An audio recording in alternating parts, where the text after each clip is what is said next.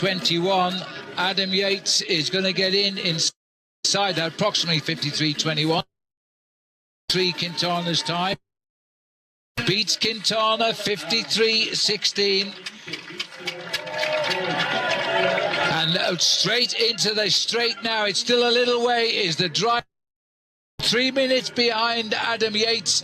He's now closing it down. He's probably picked back more than 2 minutes, which would put him around a long 50-minute ride here for Chris Froome. He hasn't won the day, but my goodness me, he may have won the Tour de France with a week to go, because he is building on his overall lead with this finish.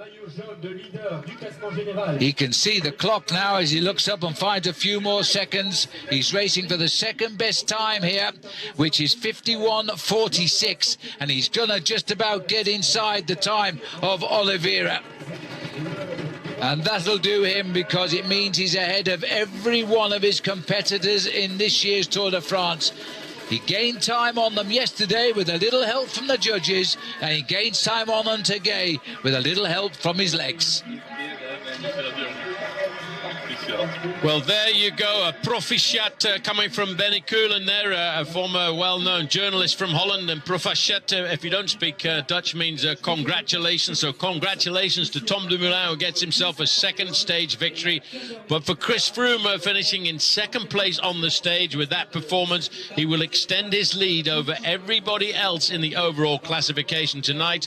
And it looks very much as if Bauke Mollema will move up into second place with his ride this afternoon. And Adam Yates should just hold on to third place as he extended his lead over Nairo Quintana. But this man was the man who set the bar over all of the time checks. The fastest at 4.3 miles into the race, 7 kilometers. Fastest at 18 kilometers, then at 28 kilometers. Then when he came up to the finishing line, he was faster than everybody else. And more importantly, he got across the line to win himself that second stage, and maybe start to put a little bit of a line between here and Rio de Janeiro, because one thing he's dreaming about is trying to win the individual time trial in Rio in a couple of weeks' time at the Olympic Games. But more importantly, Froome extends his lead in the overall classification as we look our way down on the River Ardèche and the beautiful gorges here. 103 the difference between the first two, and 131 back to Nelson Oliveira. And as a reference, by the way, a 4 times national champion of Portugal in the individual time trial, and a teammate to Nairo Quintana.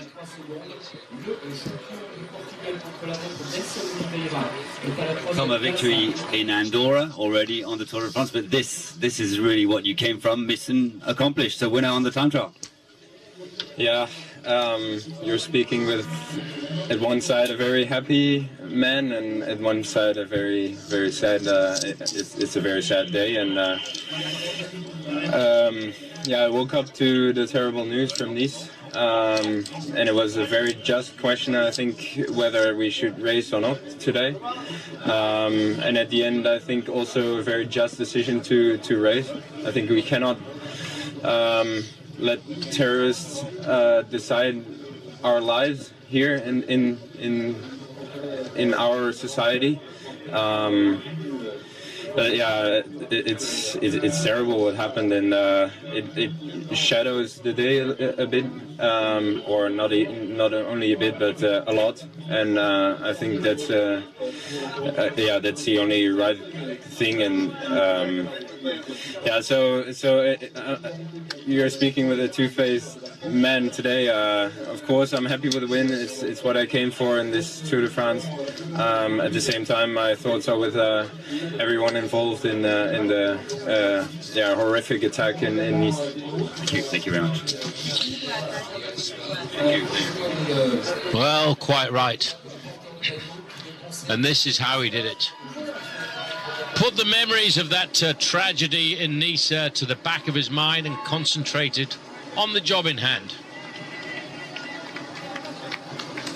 Went out on the course, and he caught, first of all, Luis Leon Sanchez, himself a very respectable former time trial champion of Spain. And when he came up to the line, he'd set the bar exceptionally high at every individual time check.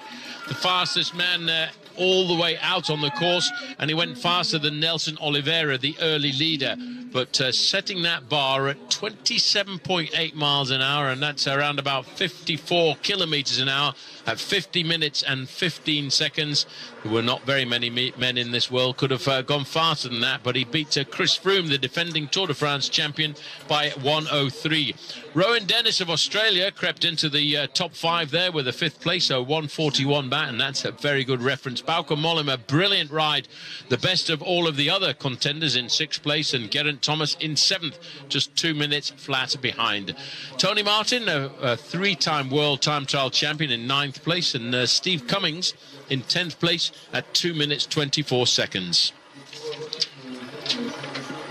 Well, there's the situation, and it looks as though Chris Froome tonight's going to lead by nearly 2 minutes in the Tour de France after an outstanding ride, and what we must say is a collapse by the challengers in this rather short time trial of 23.3 miles or 37.5 kilometres. Well, that's the situation on the Tour de France, and what has been a very, very sad day for the world, not just for France. Let's go back to Matthew Keenan.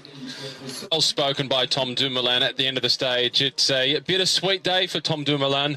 He achieved what he came to the Tour de France to achieve, but it's certainly been put into context by what happened in Nice just last night. Here's a look at the general classification. This is the general classification before today's stage got underway. So this has certainly changed, because Adam Yates is not 47 seconds behind Chris Froome.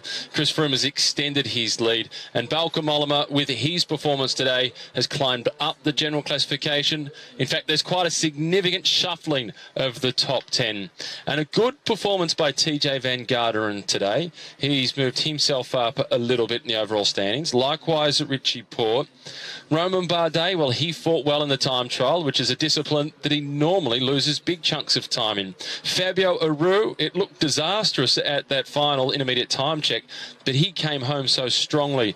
So I'm looking forward to seeing confirmation of the top 10 in the overall standings.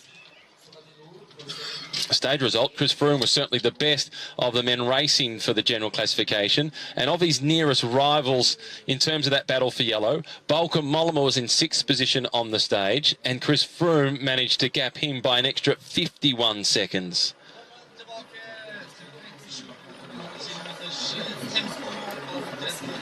So he has more than a 1 minute and 50-second advantage over Bauke Mollema, who I think has moved up to 2nd place. Here it is, 1:47 the gap to Bauke Mollema, 2:45 to Adam Yates. It's then Nairo Quintana at almost 3 minutes. Valverde, followed by Van Garderen. It's then Bardet at 4:04. Porte moves into the top 10. Dan Martin is in 9th position, and Fabio Aru has slipped to 10th at 5 minutes and 16 seconds behind.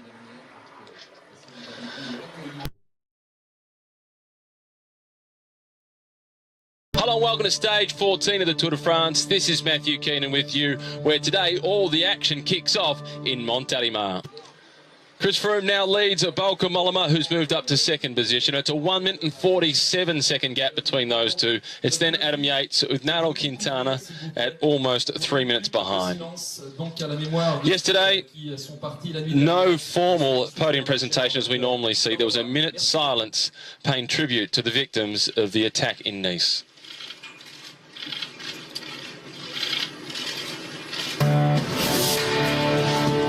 Stage 14, and as you can see from the map, it is virtually directly north, starting in Montélimar, making its way through to the Parc d'Oiseaux. A blockhead wind throughout the stage, and the last of our stages of more than 200 kilometres. 208 kilometres. In fact, the second last. There's another one to come as we go to Switzerland.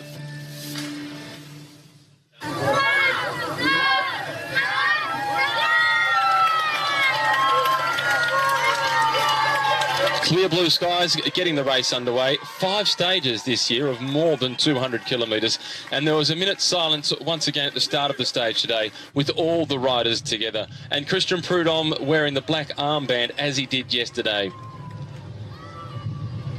It was a sombre mood on the Tour de France yesterday. It was a strange atmosphere, in fact, and for good reason, as the Tour did what it could to pay its respects to those that lost their lives and their families, of course, in Nice.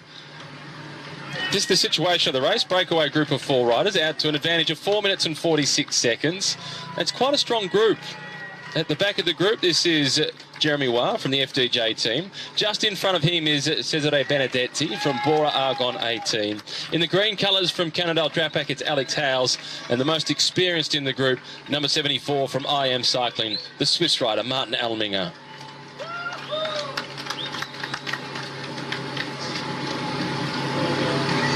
Martin Alminger at the back of the group is the best placed in the overall standings, 1 hour, 31 minutes and 38 seconds behind Chris Froome. So the responsibility to contain this breakaway won't be falling to Sky and the yellow jersey holder of Froome. It will be for the teams of the sprinters, those that think that this is their chance to get the win. Arguably, the rider is Andre Greipel, and it's his birthday today. 34 years of age, so happy birthday to Andre Greipel. Romans-sur-Isère, the small town that which is the home of Philippe Saint-André, who's the former captain of the French rugby team. He was the captain of the French rugby team from 2011 through to 2015. The Jacquemart Tower that we're now getting a chance to take a look at. The tower overlooking the town since 1429. It stands at some 37 metres tall.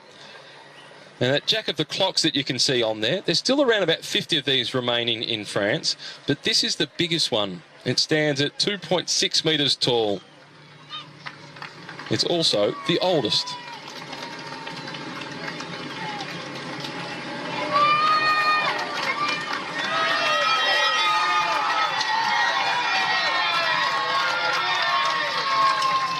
It's been a slow start to the stage because of the headwind and, of course, the accumulated fatigue of the battle that they've had over the past few days with vicious crosswinds, which have made the racing very dangerous.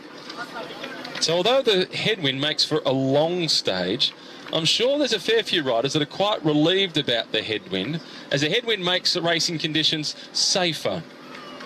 Much safer than a tailwind or a crosswind, particularly the crosswind. Another chance to take a look at this tower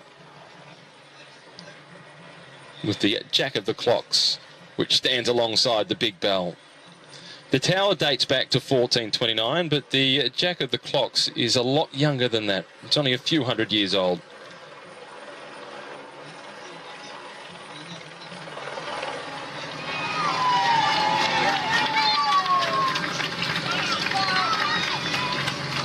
None of the riders in this breakaway group of 4 have been stage winners at the Tour de France in the past, and they know that their odds of upsetting the sprinters today are slim, but they were never going to win the stage if they just stayed back in the peloton. So this is their best chance.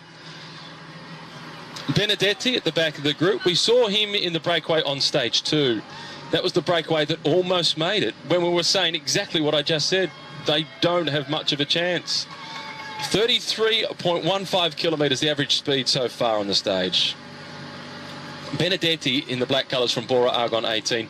He was in the break with Jesper Stuyven when we saw Jesper attack his breakaway companions and get caught with just 450 metres to go. It was Peter Sagan who went on to win the stage ahead of Julien Alaphilippe.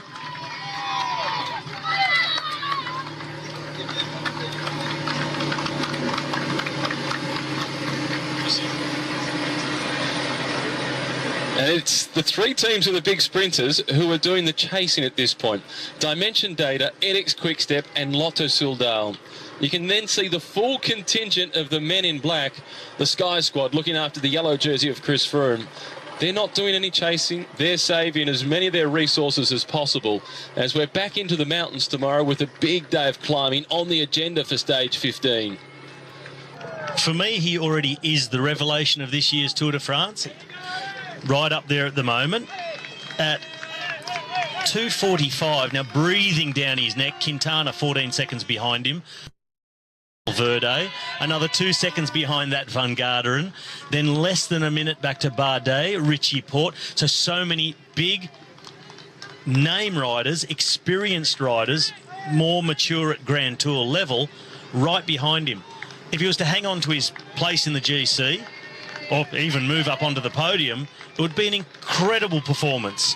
If he was to drop and finish 9th or 10th, I would still say he's had an incredible debut riding for GC. It's not his first tour, but his first go at trying to ride GC and taking it day by day. Whatever happens, he's had a fantastic tour. Been a brilliant ride by Adam Yates, but there's plenty still to come. This is Alex Howes at the front of the race, a breakaway group of 4, almost at the top of the climb. The Côte d'Ivoire show 1 point up for grabs in the race for the King of the Mountains jersey. It's just a Category 4 climb. It's not really a contest. Alex Howes continues to set the tempo. Jeremy Waugh is not going to challenge, and it will be Alex Howes who gets 1 point added to his name in the race for the polka dot jersey. Well, something there for Cannondale Drapac. And he's maintained the momentum over the top. He didn't kick the clutch in, flicked the elbow as soon as he got the point. He made the statement of continuing with the pressure right at the front. This is the Chateau of Mont Ventoux, which is a medieval chateau dating back to the 12th century and is now privately owned. And you can see the old fortress wall around the outside of it. A lot of it has been dismantled over the centuries, but the chateau itself, standing right in the middle, still looks as if it is in pristine condition. And it's probably about time to get the cover off the pool and go for a swim. 26 degrees this afternoon. Lars back at the front, followed by Natnil Bidhan. Next is Peter Vakoc. And for Team Sky, this is an ideal situation. This is a day for them almost to treat it as a recovery stage up until that last 30 or 40 kilometres where things start to intensify. Yes, a bit of active recovery, if you can call it that, for 208.5 kilometres. I spoke about the sprinter with the best and the most well-drilled team having the best chance. Now, it's not just about the sprinters and their teams. All of the GC riders we've been speaking about over the last few minutes, them and all their teams are going to be at the front because everybody will know the wind conditions here at the finish. That final 3 kilometres, the 3 kilometre rule, we've spoken about that a number of times. If you crash or puncture, you get the time of the group you're in. But if the race just splits, you lose that time. In 3 kilometres, you may not lose much. They don't want to lose any seconds. We just spoke about how close they are from 4th through 8th at the moment. Nobody wants to lose 5 or 6 seconds. So it's going to be chaos as they turn towards the finish. The peloton now 1 kilometre away from going over the top of this Category 4 climb. Vasily Katienko is the man at the back in the black colours of Team Sky. And they're about to start the next climb. Once they get out of this town, they're on to the next climb, which again, it's a Category 4 climb. And it's relatively short at just 2.1 kilometres. And only 1 point up for grabs in the race for the King of the Mountains jersey here. Big crowds on the side of the road once again. Martin Elminger with the bidden up, indicating he wants the team car to come up alongside him. Just drops that down for one of the spectators on the side of the road.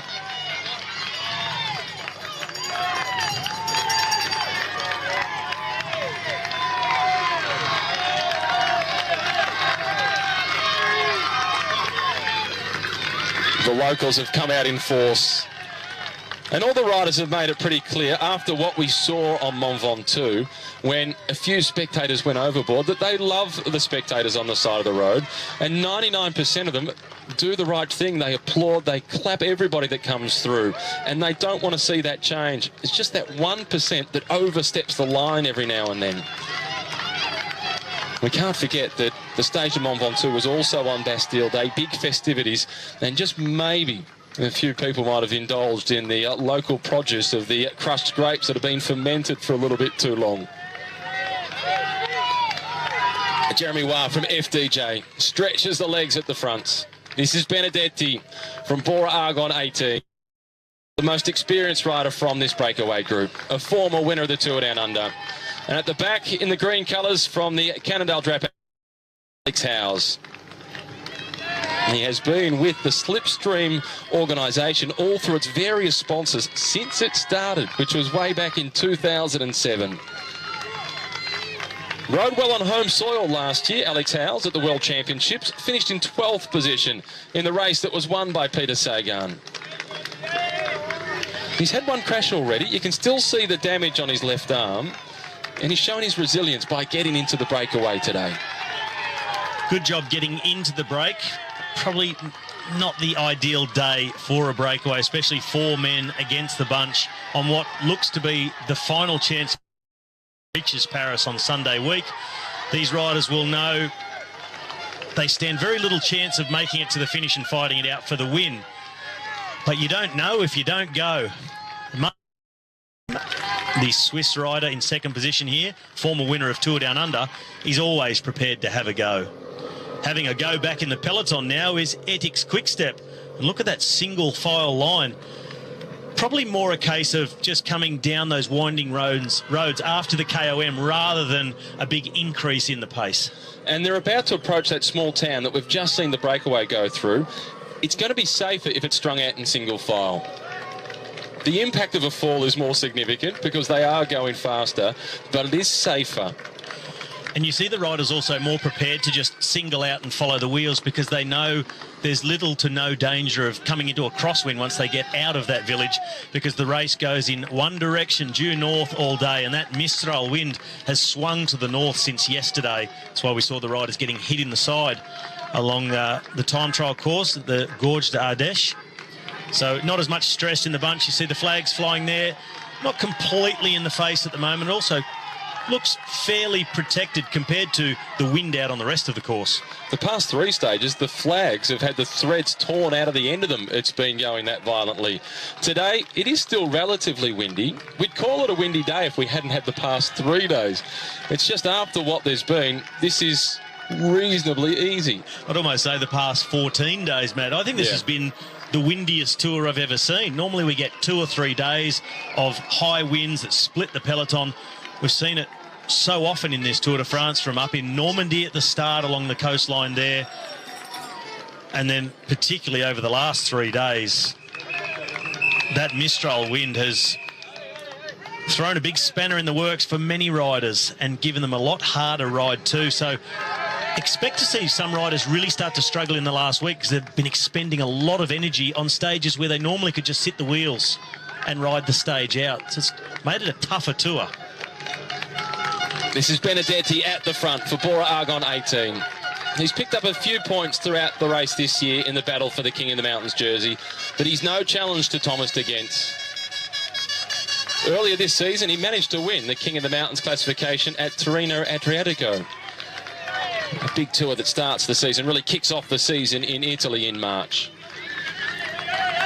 Jeremy Waugh, he was just backed off this group ever so slightly, and Martin Alminger was making sure that he was keeping an eye on him. He's been a stage winner, Jeremy Waugh, in Paris-Nice, which is also organised by the organisers of the Tour de France. And it always finishes, well, not always finishes, but generally has a stage finish at some point on the Promenade d'Anglais, where we saw that a tragedy on Bastille Day, with the terrorist attack in a truck. So a lot of the riders, it felt very close to home for them, particularly the English-speaking riders. Many of them, when they moved to Europe, lived in Nice or nearby in Monaco. Looks like Benedetti is going to collect the 1 point on offer this time over the top of this Category 4 climb. No challenge from Martin Alminger, the most experienced man in the group. He just lets the Italian drift forward and take the point, because Martin Alminger wants to keep this group organised.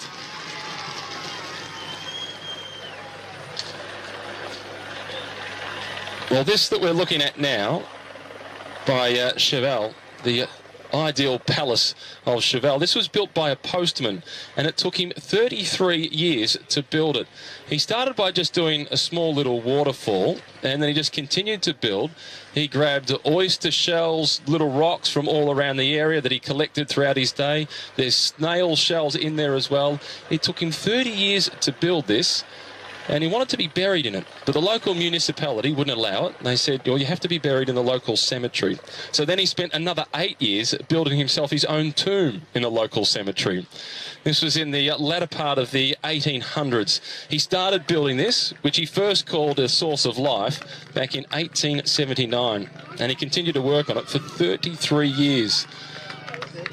It was his ideal palace, the dream place. And the building materials, he didn't go down to Bunnings or a hardware store or the building supplies to get what he used. Shells, snails, oysters and stones. All collected from the local area, the stones and so on anyway.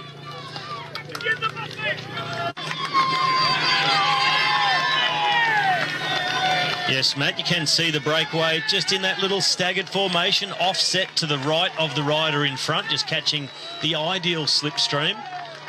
So this will be a little sectional, just push the peloton a little bit from left to right. But then it quickly changes direction again and will generally stay as a headwind until they get up to about the last 3 kilometres. Then it's all crosswind to the finish line. And I think through that section in the peloton, there's a truce at this point. They know what is still to come. There's a big week of climbing through the mountains before they reach Paris. And Lars Bak, one of the captains of the peloton, leading the charge for Lotto Soudal. It was such a popular stage win for Lars Bak when he collected a victory at the Giro d'Italia 3 years ago. Clipped off the front, managed to win on his own. Not often he gets the chance to have the freedom to target a victory. He's part of the contingent of riders from Lotto Soudal who's extended his contract to coincide with Andre Greipel. Still Jeremy Waugh on the front, wearing number 128. His best result in the stage of the Tour de France was a 3rd place finish. That was back in 2011 into Lord. Thor Hushoff went out, the stage winner, and that time around it was on stage 13.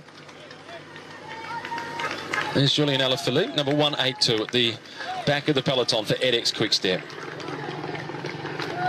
He won't have to do much work at the back end of today's stage, surely, for Marcel Kittel, after the fall that he had yesterday. And Julien Alaphilippe, not really one of the lead-out squad within the edX Quickstep team. Looking more for Fabio Sabatini, Ilio Kesa, to help Marcel Kittel into position and lead the sprint out. Dora Argon 18, they're in the breakaway today, but also just spotted at the back, number 135, Sam Bennett, who was in that nasty fall on stage 1 with Michael Morkov as well, who's since abandoned the race and was the first rider to head home. But he bravely fought on for almost the entire first week. I wonder if Sam Bennett today, if his legs are in a position, if his body's in a position for him to have a full-throttled attempt at the sprint finish.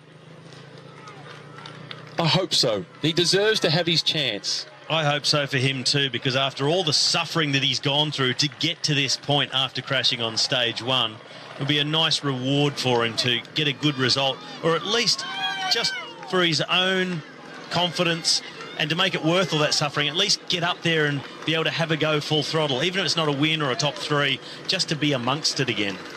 Andre Greipel, the German national champion, one of the big favourites for the stage. The situation with Sam Bennett reminds me of Michael Matthews last year. He crashed on stage 3 and he kept plucking away, hoping that he'd recuperate and be in a position to challenge for a stage victory. He didn't quite get there, but I'm sure that that whole experience has served him really well and made him appreciate even more so the stage win this year. It's done that, and Michael Matthews has said last year, riding through the rest of the tour after stage 3 with 4 broken ribs, the amount of suffering that he did on that tour, he said it's taught me how hard I can actually push myself physically and mentally. So anything I come up against from now on, I've got that experience that helps me. It helps me mentally to know that I can push through something like that.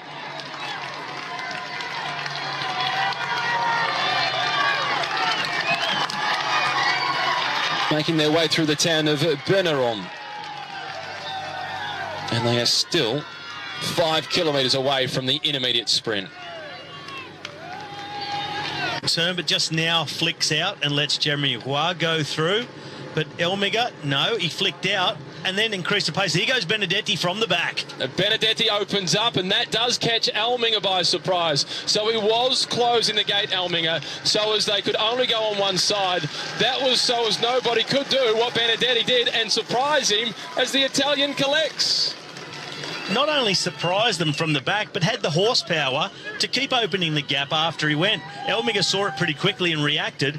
Did not make up 1 metre on Cesare Benedetti. Good turn of speed from the Italian. You see him short, sort of stocky build. If you're going to pick a sprinter out of the 4, he's the one you'd say is man most likely. Now, the peloton are now coming to the 1 kilometre to go banner for this sprint. Not a lot of interest just yet back in the peloton, as Ethics Quickstep now on the left-hand side in the blue. They look like they're bringing Marcel Kittel up, and he wants to take some points, but on his wheel in green, Peter Sagan. Behind him, Mark Cavendish. Talking of Cavendish, that's not the sign of a man who's going to pull out of the Tour de France to prepare for the Rio Olympics on the track if he's still going for green jersey points. Brian Coquard is behind Cavendish. The lead-out train for Marcel Kittel, as Peter Sagan is having a conversation with Mark Cavendish. He's looking very comfortable. Notably, Andre Greipel is missing. He is putting all his eggs in the stage win basket. Well, the others, they're just stepping out of the way and waiting for the sprint to come.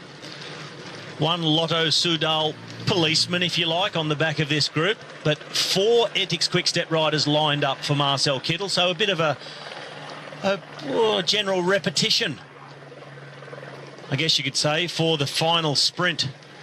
And this is Lars Bak just checking across in the red colours, having a look at the situation. 300 metres remaining. Ethics Quickstep, they start to wind things up. It's Kittel who sits in 3rd spot. And now Peter Sagan is the first to go. Marcel Kittel has been caught slightly on the hop. 150 to go. Sagan trying to minimise the energy expenditure while still getting the points. And he collects 5th place on the intermediate sprint, followed by Kittel, then Cavendish. Next in line was Coquard. So Mark Cavendish, although he was in there and amongst it, he didn't spend any energy. Mark Cavendish not even getting out of the saddle to take part in the sprint, just rolling in for a few points. Marcel Kittel not prepared to go from a long way out, and that provided Sagan with the opportunity to get the jump up the inside and effectively box Marcel Kittel in a little bit. He knew then it's probably a little bit late, or not too late, but if I'm going to pass him, it's going to require maximum effort, which he's not prepared to do with a stage win on the line. That's what's really important. And I don't think any of those guys really believe they can take green back off Peter Sagan, but sort of just keeping themselves in contention, almost battling for second, just in case something happens to Peter Sagan that means he cannot finish the Tour de France. Then it's an open competition between the rest, because Peter Sagan, he's increased his lead for the green jersey. Already had 90 points over Mark Cavendish. It's extended that to at least 92 now. Well, they've made the most of this roundabout. It's like a natural theatre to be able to look down upon the peloton. This is Vicioso at the back for the Katusha team. Their team leader, Joaquim Rodriguez, he lost ground yesterday, which is no surprise. He was the worst performed of the riders battling for a top 10 finish. And I still thought that for Joaquim Rodriguez's capabilities in the time trial, he actually did okay. He gave 4:46. That's a lot, but I've seen him do worse in the same situation in past Grand Tours. A very difficult time trial, but if you're going to be a contender for the overall, you've got to keep those sort of losses down to around 2 minutes, I would say, at the most.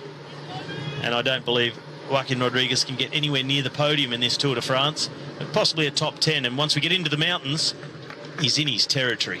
All the way past the Mont Ventoux, right towards the Bouches du Rhône before it actually gets piled out into the Mediterranean. That, by the way, just down there is the Yons Dam, Le Barrage de Yons. It's 100 meters long, and it's entirely located in the municipality of Nièvre.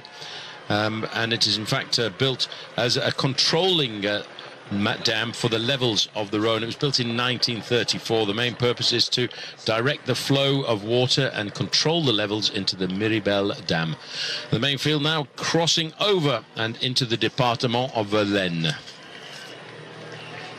25 kilometers to go. There you can just see the dam over to the right hand side there. Quite an interesting dam, and it actually is also used to control the flow into the canal, which is then diverted into a hydroelectric plant not too far away from here. The EDF, Électricité de France, produces an awful large percentage of France's electricity from hydroelectric power.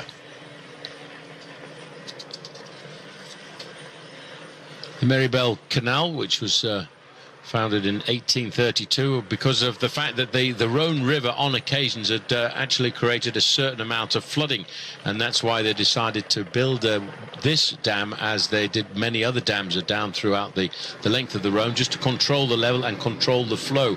The dam itself, the canal itself, was created towards the end of the 1800s. Back with the leaders now, 16 seconds, and that's not much more than about 250 meters. You can see now the speed.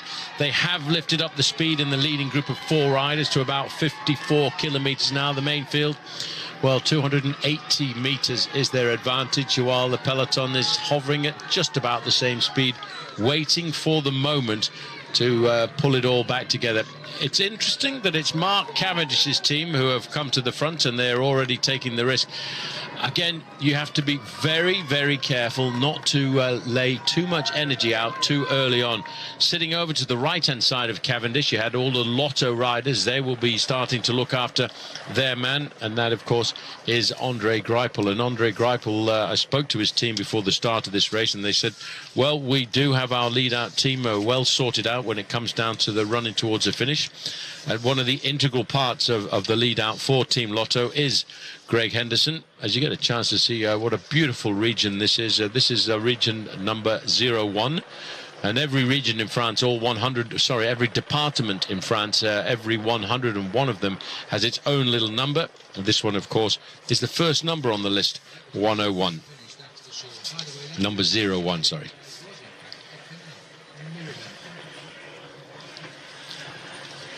Well, we're getting into the wetlands of the region now, which makes this a protected area for the fauna and the flora, indeed, of the region. As I say, we've not finished here before. There's the flag showing you the strength of the wind. These poor boys are now down to 19 seconds, and Elminger shakes his head because I think he saw them. Well, he knows now, Phil, that the writing is very much on the wall there, but we're getting to the fairly critical part of this race, and we're at 23 kilometers to go. In 13 kilometers to go, at 10 kilometers from the finish, that's when really the race, I think, will start to wind itself up, and we'll start to see which of the teams of the sprinters want to take control, because inside of the last 10 kilometers there are only 2 corners, a 90-degree to the left and a 90-degree to the right, so it really is a perfect sprinter's day today. And they're coming right up behind them now, 21 seconds and holding. They're going to have led this race for about 163 kilometers, a little bit more than 100 miles ahead of the field today, but it's just about over now. And we're twisting and turning, so the wind is going from head to cross at a fairly regular fashion just at this moment in time. Well, as you can see, it's swinging around a lot because we're zigzagging now up towards the finishing town of Villars-les-Dombes. And currently, they're actually, because of the way the race is twisting and turning, they're picking up rather nasty headwind, as you can see there from the Portuguese flag over to the left-hand side. And they're just showing off because they beat France in the European Football Championships a week ago. The peloton now are going to start changing the whole attitude to the racing today.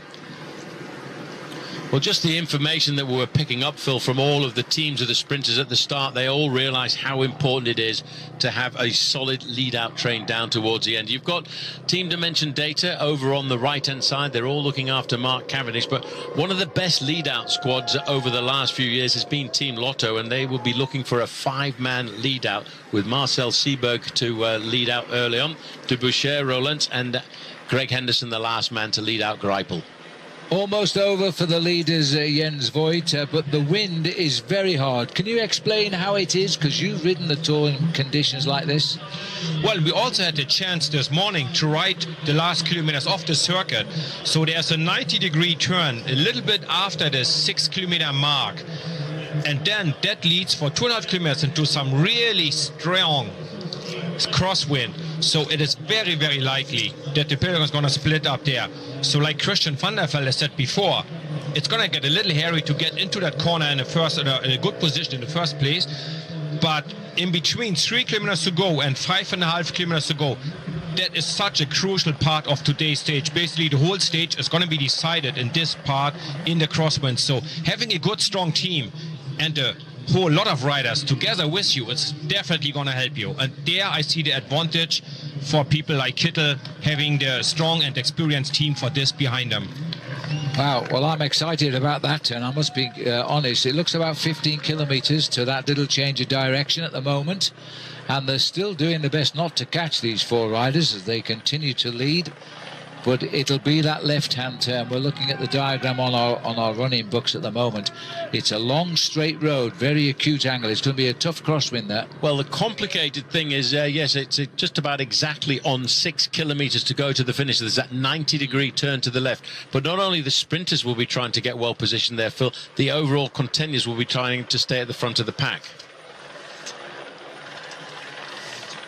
Well, okay, just 10 seconds is the gap of the four leaders. I mean, in the main field there, you can almost put your hand out and put it on the back of the four-man breakaway. I'm a little surprised, though, to see just sitting at the back here, number 164, because he's one of the guys I was talking about as being an integral part of the lead-out for Andre Greipel. That was Jens de Boucher. Maybe he's going to scramble up to the front in a short while and try to get himself in a position for that lead-out, but they can still always count on the big Marcel Seeberger. He's 1.98 meters tall. He's the tallest man in the Tour de France, and that, in old money, is 6'6". 21 kilometers, and that's going to take these guys now, when you factor in the weather and the wind conditions, it's going to take them about 25 to 26 minutes to get to the line. You can see the average speeds between the main field and the peloton. They're only separated by around about 150 meters, but they've definitely turned it off in the peloton. Just having a look over to the right hand side, you can see the red jerseys. Left hand side is the white and black jerseys of Dimension Data.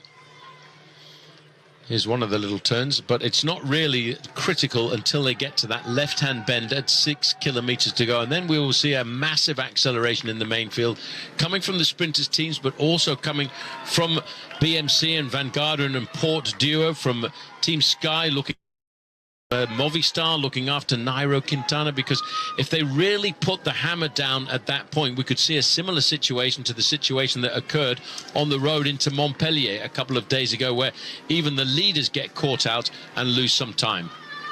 But now it's eyes down for the sprint kings of the Tour de France. The players or the teammates now setting the pace. There's the right-hand sweeper.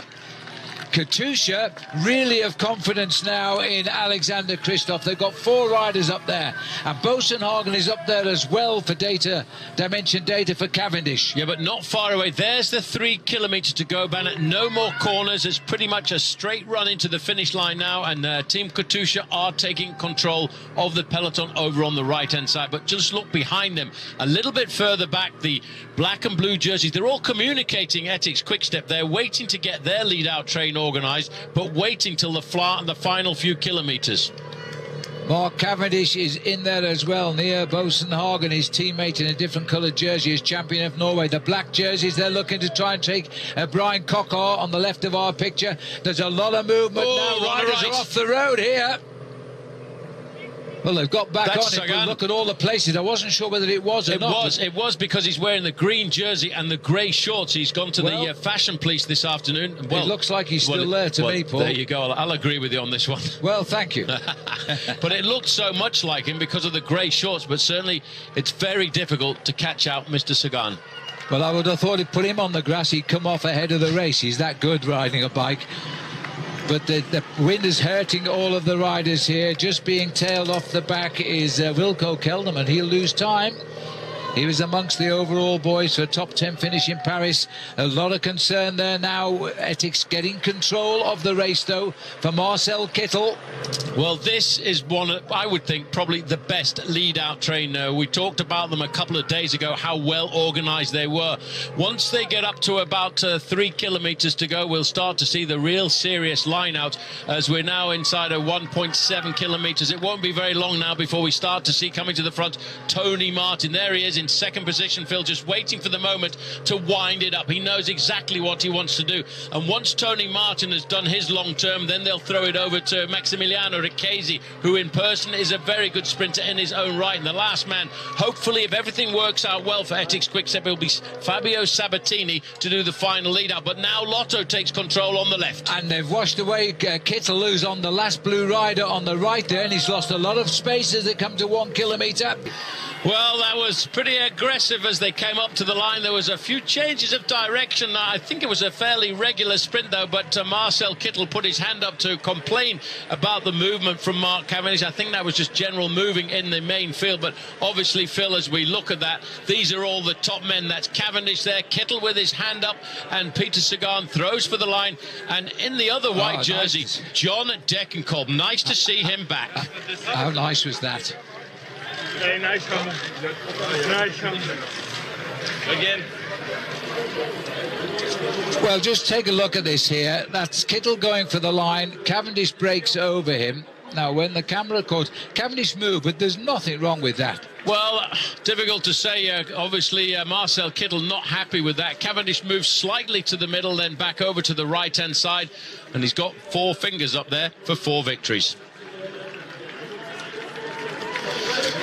But really nice to see getting up there John Degenkolb. Just a quick look there. I think John Degenkolb got up there in 4th or 5th position, and it's nice to see him back. When you know the story behind his performance, being knocked off, almost losing a finger, almost losing his life in a very nasty accident at a training camp in the southern part of Spain in the early part of the year.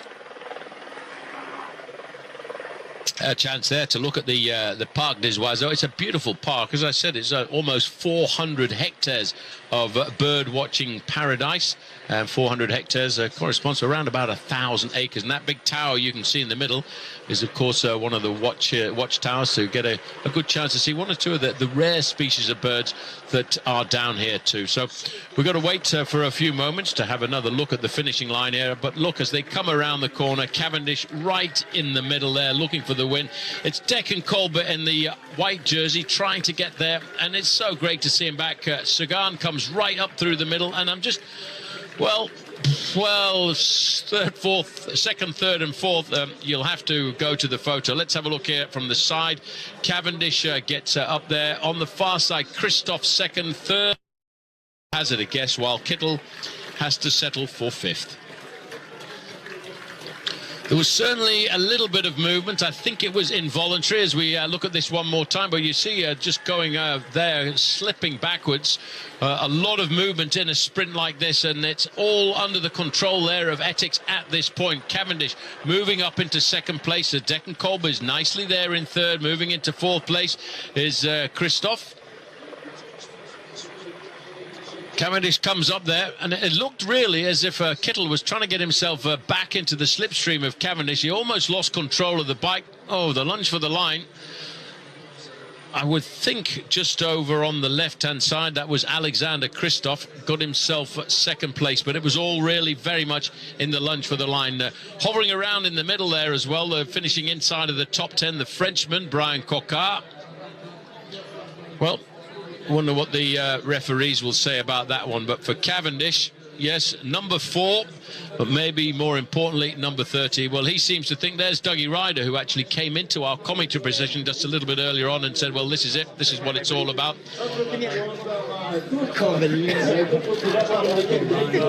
Cavendish was going almost 2 to the 1 of Marcel Kittel as he went by him.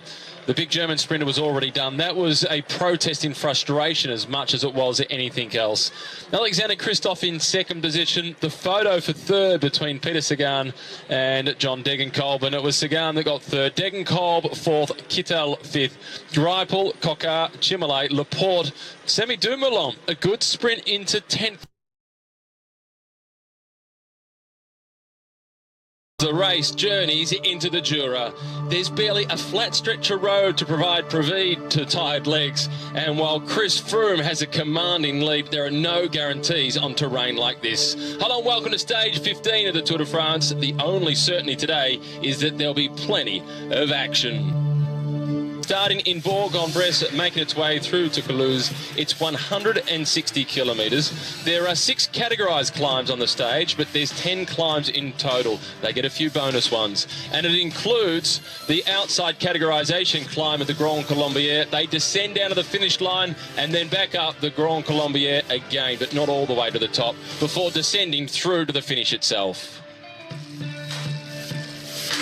Welcome to stage 15 of the Tour de France. Matthew Keenan with you, joined by a man who's won 12 stages in the race, 3 green jerseys. Robbie McEwen, we're into the mountains. We're not talking about the green jersey today. Today, it's all about yellow.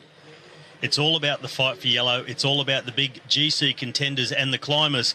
But don't speak too soon, Matthew, on saying we're not going to talk about the green jersey, because the man wearing it, Peter Sagan, he's full of surprises, and I wouldn't be overly surprised if he pops himself into a break early on in this stage. But it's not realistically a stage he's going to win. But never say never with Peter Sagan. He may well try and get in the breakaway, because there's only 3 mountains to get over before the intermediate sprint, and he's had his margin narrowed. It's now down to just a 62-point advantage over Mark Cavendish, which actually can be wiped away pretty quickly. Inside one intermediate sprint and one finish could effectively put Cavendish in green. I don't expect it. Inside the last 30 seconds before they roll away, 10 minutes neutral, then the flag will come in, and then the racing will really be on.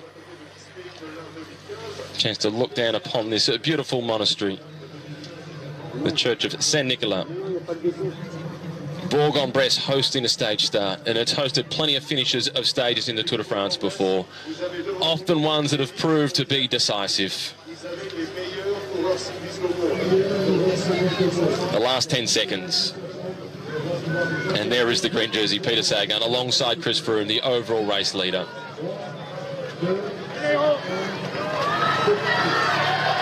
They roll away. This moment, they all look relatively relaxed, but Nairo Quintana sitting towards the front. Surely the pressure is building internally for Nairo Quintana. Everybody has been expecting the attacks to come from the great Colombian climber, but he's yet to deliver any major punch. He hasn't really landed anything on the chin of Chris Froome. Not yet, but at this point in the race last year, he also hadn't landed anything on the chin of Chris Froome. It all happened in that last couple of days. We're still a week away from Paris, but now is when it's got to start happening, because Nairo Quintana, he knows last year, he probably started risking it a little bit too late, making those big attacks and finally taking time. Had he started a little bit earlier, he may have been able to crack Chris Froome. But I wonder if his confidence is up to it, because he tried on the Mont Ventoux and he got dropped. He said he made a mistake and he went too soon. Thomas de Gendt in the King of the Mountains jersey. He must go in the breakaway today. He must. And he's starting on the front row because he's wearing that jersey. And even if he was second in that competition, I'm sure he'd be starting on the front row, or at least right tucked in behind it, ready to go again. And he knows that if he can get in the break today and Rafael Maker doesn't, he could effectively wrap up the King of the Mountains jersey on today's stage. There are so many climbs on offer. But he says, you know what? I want to have a man-against-man battle with Maker. I'm happy if he tries to go up the road, because I'll go too. I'd like to race for it. What's happening here with Chris Froome? He's just gone a little bit further forward. Might be trying to get to the left-hand side of the road to adjust some sort of mechanical problem. He's on the radio.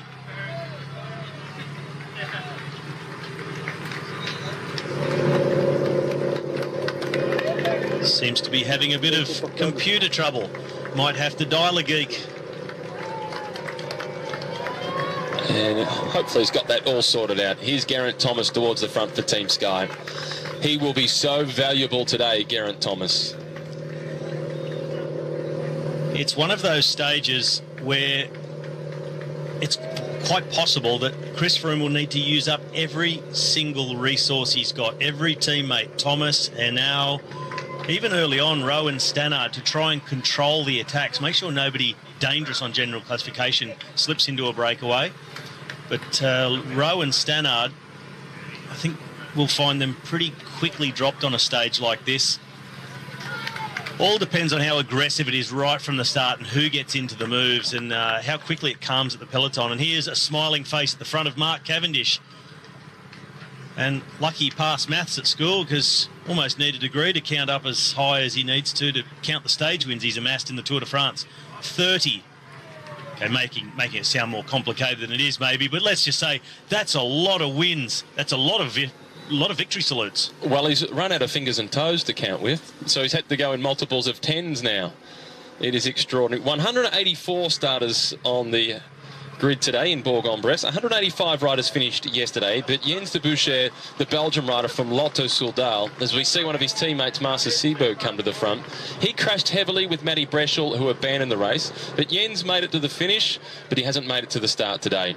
No, and he's got a fractured shoulder blade is the diagnosis, and a deep cut on his knee as well. So the Belgian is out of the race, but just a sign of how tough these guys are. Got back on, finished the stage with a fractured shoulder blade, a deep cut right on his knee. I love this map of France, and the yellow, the Jura, that's where we are right now.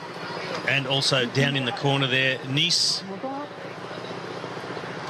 And of course, here in France, officially 3 days of mourning in the country, and a lot of support going out to the city of Nice and the people of Nice. And stretching to have a look to see if he can spot it. That was Fabio Sabatini from the edX Quick-Step team. Did the lead-out job yesterday for Marcel Kittel, who had to settle for minor placing, and he was understandably disappointed. More on that in a moment. Who goes first? Luke Rowe, the policeman at the front for Team Sky. The tour director, Christian Prudhomme, is just about ready to take the flag away and let racing get started.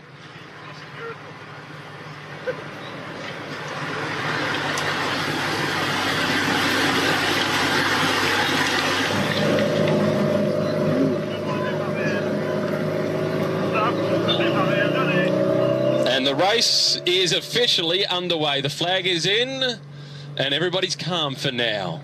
But for how long? Andre Greipel yesterday celebrating his 34th birthday.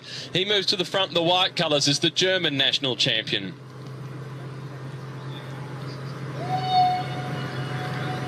Not sure that Andre Greipel was overly concerned about the fact that it was his birthday yesterday and he missed out. More concerned about the fact that he just missed out. This is Grommet, who gets the honour of being the first to attack on stage 15. Burkhardt responds quickly. Next in line is Julien Vermont, and then, as expected, the leader of the King of the Mountains classification, Thomas de Gendt, is right in the thick of it and responding to come across Peter Sagan. Expected no less from Peter Sagan. When there's an attack, he's going to just go with it, because that's just what he does. The intermediate sprint today comes after 71.5 kilometres of racing and after category 1, 2 and 3 climbs. So pretty tough ask for any sprinter to get to that intermediate sprint and take points. But if there's one man that can, it's the man in green. This is the leader of the King of the Mountains classification, winning the stage to Mont Ventoux. Thomas de Gendt, he's going to become the answer to a trivia question. Who won the day that Chris Froome ran? But as you mentioned yesterday, he won't care about that. He just knows that he won, and it was Mont Ventoux. And that's all that really matters to Thomas de Gendt. And what also matters to him is that polka dot jersey as leader of the King of the Mountains competition. And the best defence is attack, according to Thomas de Gendt. But they're not just letting them go. Long, long line forming at the front. And I'm just wondering where Raphael Maker is at this moment, watching de Gendt ride up the road. If he wants to challenge for that competition, he needs to be with him today. And given that Alberto Contador is no longer here, he will get the green light to do whatever he wants. And the team owner, Oleg Tinkov, he wants the green jersey, which they've got a strong grip on at the moment, but he also wants the King of the Mountains jersey. Julien Vermont is the rider from edX Quick-Step, who has joined Thomas de Gendt at the front. There's not much wind at all today as we're into the Jura. It's fairly calm. That's Stettiner trying to come across. You said you expected him in the break. He just had a dig going through that roundabout. Still can't quite get himself off the front of that peloton. It was one of the Orica Bike Exchange riders. I think it was Ruben Plaza. Track him or Daryl Impey? Christopher Yule Jensen. You think? Is my tip. All right. The Irish-born Dane who's been pretty quiet so far, but this is a stage where he can play his role. You're pointing to the screen and you're pointing to Steve Cummings in the white colours. Go on. Off the front or on the back, one of the two. And as guys start to get dropped, I'm sure he'll just still be in last position of the peloton as others go out. He'll just keep filling that gap, just keep riding around people. As these two riders, they are holding that chasing group at bay at the moment. There's a little group has got itself just off the front of the peloton. We see from the helicopter shot, they've got about 50 metres. That chase group must be about 10 or 12 riders trying to get across to Thomas de Gendt and Julien Vermont. Which would be the perfect size group for a stage like this. Virtually the same size group that they had on the stage to Mont Ventoux, and very similar to the size of the group that we saw to Andorra when it was Tom Dumoulin that won the stage. So you can't get away with a group of just 2 or 4 or even 5. You need 10 plus, 10 to 15 on a stage like this to stand any chance of surviving. And you need a group that doesn't have any big favourite for a spot inside the top 10. Peter Sagan it is in the green jersey who closes it down. And there has been a big response from the peloton. This is Brice Filou now in the black colours from Fortunato Vital Concept.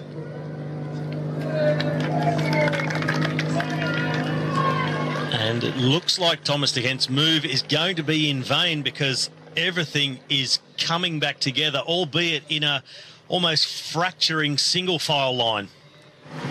Yesterday's stage winner, Mark Cavendish, the debate still rages. Is he going to go all the way to Paris or is he going to pull the pin with the view of the Olympic Games? His team director, Roger Hammond, has said, we're focusing on trying to get him to Paris because there's 2 more stages that he can win. I spoke to him last night. Last night I was a guest on a Belgian talk show, an evening Tour de France show called Vive le Vélo, and they interviewed Mark Cavendish on location at his hotel, and I got to ask him a couple of questions as well. And we talked about the possibility of pulling out of the Tour de France. He said, I'm not thinking about pulling out of the Tour de France. I'm thinking about Paris, and I'd love to win there again. And some people say maybe it's a better preparation to pull out and start doing some track training. He said, but I feel good. If I was to get sick, if I was to get overly tired and really struggle, I may consider it. But at the moment, I feel good. I'm going to stay. That's the plan. This is Greg Henderson at the back of the peloton for Lotto Soudal. Tough day for the Kiwi. Greg Henderson, he's had a tough couple of years with lots of injuries throughout the off-season, which has postponed his preparation for this year. And it looks as if this might be his last Tour de France. There's no confirmation of him going on next year, and there's been that talk of his retirement. Whatever the outcome is at the end of the year, he's had a brilliant career, Greg Henderson. A career that he had to fight for, but he got there. And he's been a stage winner at the Tour of Spain. Always been an incredibly hard worker, Greg Henderson. Very focused and been an integral part of a lot of riders' wins over the years in the professional teams he's ridden for. He's ridden with Mark Cavendish, but mostly in service of Andre Greipel over the last 6 or 7 years. Done a great job as the lead-out man for the big German champion. Sylvain Chavanel now finds himself at the front. Ilnaz Zakarin is the rider who's behind him in the red colours. And Peter Sagan, ever attentive at the front, just taking a look over the shoulder, seeing if there's anybody else prepared to make a move. Katusha have clearly got a plan. They've fallen short with their sprinter. That was yesterday with Alexander Kristoff.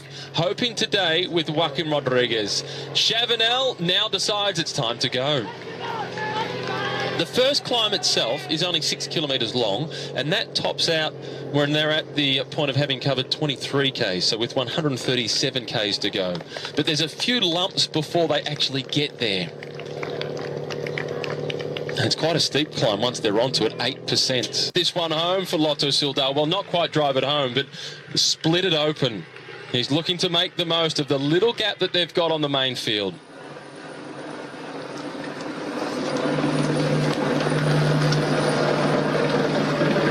And they're still 2 kilometres away from officially starting the first climb of the day. This is the second hill of the stage, and it was a hill that went up, very short descent, and then kicked up again before a sharp little descent to the foot of the first climb, the Category 1. Tony Galopin running out of time to build much of a buffer before they get onto that Category 1 climb. Once they get onto that climb, it's 2.3 kilometres until they get to the bottom of the climb. Team Sky would really want things to start to settle down. So would the sprinters. all be hoping that a break that is containable gets established. This is the first group that is now losing contact, and Lee Howard in the white colours is amongst them. Well, Galopan, he is opening up the gap. 2 riders trying to come across.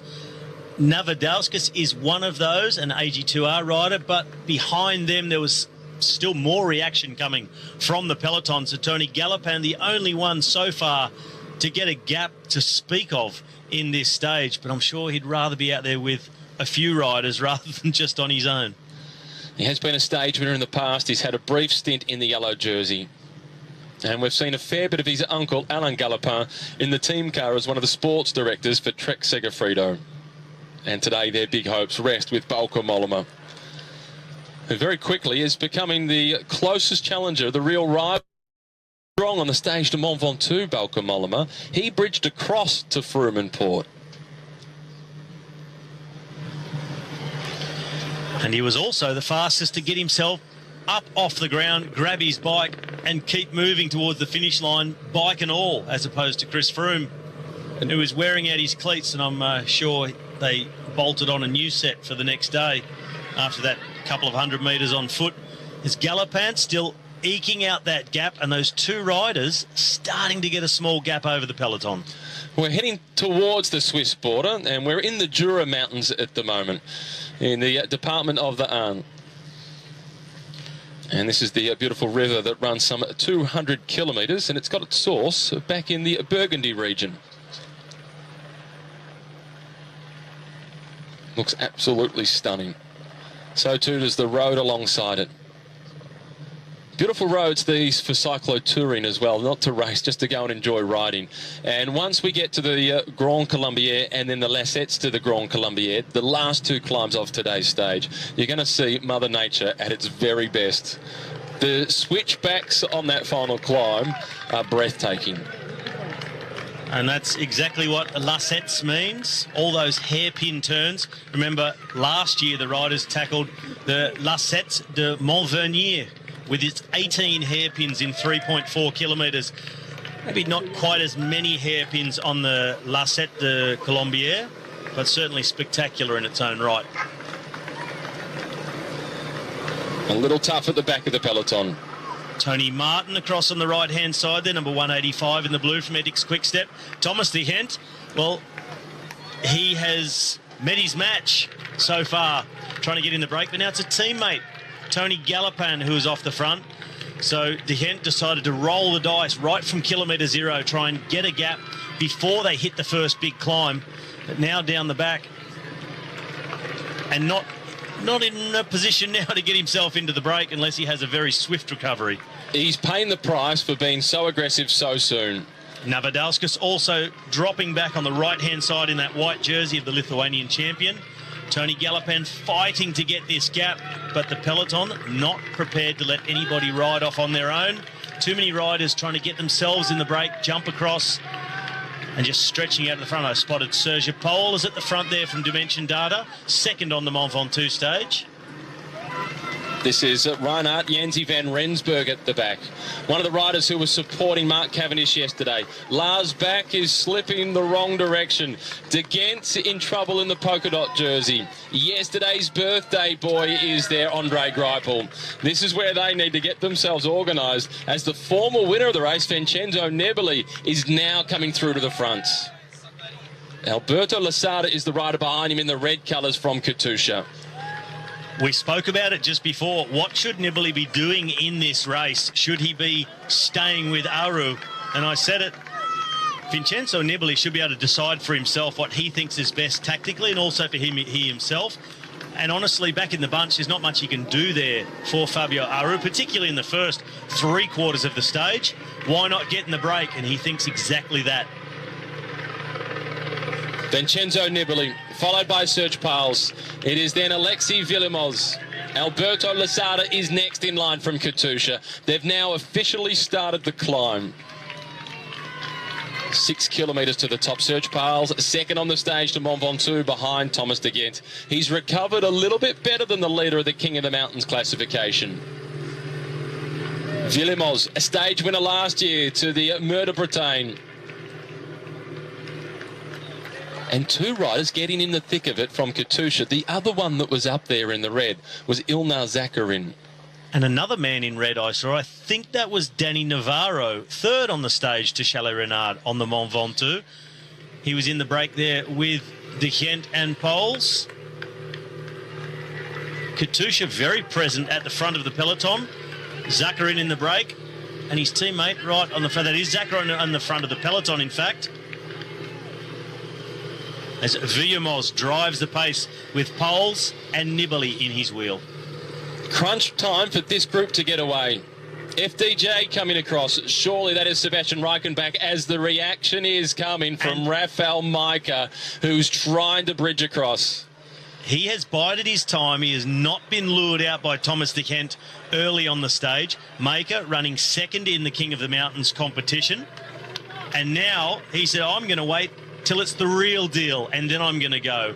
Majka, he's the man who will make this break work. If he's got any chance, Majka is the one who's got to go to the front and try and split them away from the peloton. That's where he's going to pick up his points. That's where he can win the King of the Mountains today. A big move, Rafael Majka, as we look at this viaduct that was built in 1872. And it was a strategic point throughout the Second World War, but it was blasted away on the 12th of July 1944, and it took 2 years to rebuild it. It is part of the TGV line, but they've got to slow down to go across it to just somewhere between 80 and 120 kilometres per hour. Tony Martin going out the back, so too Robbie Wagner, the former German national champion. Life is tough at the back. This is Borat Bozic now from Cofidis. Adashiro from the Lamprey team, the German national champion. Meanwhile, at the front, it's the Polish national champion, followed by the climbing Villemos. Very good climber, Alexei Villemos. Formerly a very good mountain bike rider. A good, handy climber, not a pure climber. We saw his explosive climbing power on the Mur de Bretagne last year, where he jumped away from the peloton and won solo. So Andre Greipel, he's almost at sprint intensity, just trying to make sure he gets into that group. The gruppetto, here's Mark Cavendish. So really starting to form now the usual suspects off the back on the first climb of the day. They'll all get together and just set their pace, make sure they're inside the time limit. Well, these are the days that stand between Mark Cavendish making it onto the Champs-Élysées and trying to win there again, as he did in 2012. Lee Howard, Bernard Eisel. So the gruppetto forming really quite quickly. It's over the first couple of weeks in the mountain stages that there's a bit more of a fight. It takes a lot longer for that gruppetto to form. Get into the last week of the tour, it happens a lot quicker. Everybody knows the drill. They know it's getting too hard, get together. And they haven't got much choice. It just happens naturally. It's just physical. It's not what they want. It's just what happens to them. It is because it is. Rafael Majka. As is this. We've seen him on the attack in the mountains so many times over the past few seasons in the Tour de France, winning mountain stages, winning the mountains jersey, and that what he has his mind on today, taking it back from Thomas De Gent. This is Michael Albacini from the Orica Bike Exchange team. He wants to fight to protect the white jersey of Adam Yates. I still saw a green jersey in that peloton as well. Peter Sagan getting over the first Category 1 climb with the peloton. Lots of Colombians on the side of the road. They're hoping for some big attacks this afternoon from Nairo Quintana. It needs no conversation, just the nod of their head. That's the international for, we're a team for now. And the pole just making sure the Russian knows what he expects of him over the top of this climb. This is Steph Clement now, who's come to the front for IM Cycling, followed by Serge Pales. It's then Vincenzo Nibali. This is the second group on the road, and it is an enormous group. George Bennett is down towards the back of that group, I think, from the Lotto NL Jumbo team. Roman Sikar is certainly here from Direct Energy. So too Jerome Capel. Thomas Vockler at the back. And now Vincenzo Nibali. He knows this group is too big. So he's trying to bid across to the 2 leaders. I was just going to say, when I saw Nibali looking around, he knows he needs to get away because this is too big a group, and he's at least going to have to split it on the descent to try and go across to these 2. But he's not even waiting for that. And if anybody can split it on the descent, it is Vincenzo Nibali. 10 points in the race for the King of the Mountains jersey for Rafael Majka. He's still in 2nd position, but he's now just 3 behind Thomas de Gent. Vincenzo Nibali. Serge Pauls he knows exactly whose wheel he wants to follow. And Pauls going out to pick up a few points for the King of the Mountain as well. So he wants to finish high up in that competition. And he's not totally off the pace either. He's in 6th position at the start of the day and 50 points behind. Vincenzo's not worried about King of the Mountains points. He goes again. And he is attacking that downhill. The green jersey, Peter Sagan, is also trying to go away. And another specialist of, well, apart from everything, downhills in particular. And Sagan, he will leave this peloton because they won't take risks with Chris Froome, Team Sky. They will be controlled in the downhill. Peter Sagan, he will rail every corner. Remember last year's descent into Gap, where he was chasing down Ruben Plaza, who ended up winning the stage. That's the sort of thing that Peter Sagan will be putting out on the road to get himself across to the break and think about taking some more points after 71 kilometres at the intermediate sprint. As we look at the Mont Blanc. Off in the distance, stage 19 goes to the base of Mont Blanc. An indication that there is lots of climbing still to come. And everybody in the race is delighted that there's no road to the top of that enormous mountain. Yeah, a little bit high at about 4,800 metres above sea level. Just over halfway up Everest. Rafael Majka and Ilnaz Zakarin at the front. Well, that's one done. 5 more significant climbs to go. For the sprinters, you've said this before, sometimes it's not one day at a time, sometimes it's just one climb at a time. And don't look up. Looking at this descent, it looks a bit too open and flowing for the likes of Vincenzo Nibali. He needs it more technical so he can really take risks in the corners to get away from the rest of the group. You see the corners are really quite open, a pedalling descent. So he's going to have to do it on brute strength. A couple of corners maybe lower down that he can just open that gap. But all the rest of this group, they know exactly what he's trying to do. They're also putting the risks out to stay with a guy like Nibali. He's got Julian Alaphilippe behind him from the NX Quick-Step team, who's had a significant impact on the race for a first-timer. A long stint in the white jersey. He had a significant impact in the time trial for anybody who went and looked at that photo online when he came off and was flying through the air. Quite an incredible photo. When you see the photo, you would not believe that he'd still be in the race. Meters per hour for the chasers. And it's not even that steep on the downhill. We saw, I can't remember what stage it was, Lee Howard posted his SRM machine to show his maximum speed for the day of 122 kilometres per hour. Frightening. You can't afford to make any mistakes at those sorts of speeds. It'll be the last mistake you ever made. Sadly, that would be true. Across the top of the climb. This lake Natura, which is 2.7 kilometres long, 650 metres wide. Another beautiful lake in this region, and there's plenty of them throughout today's stage. Rafael Majka and Ilnaz Zakarin have now been caught by the Vincenzo Nibali group. So that big difference in speed has been enough for Vincenzo to return to the front. No great concerns at this point, at least, for the Sky Squad. Pierre Roland, he sits in 18th position overall at 15 minutes and 6 seconds down.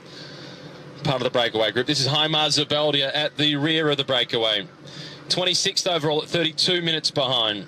Of the Izagirre brothers that have managed to make the move, it's Jon Izagirre that is in the break for Movistar.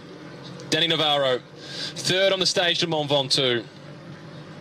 George Bennett in the break. Julian Alaphilippe stretching everything, doing yoga on the bike.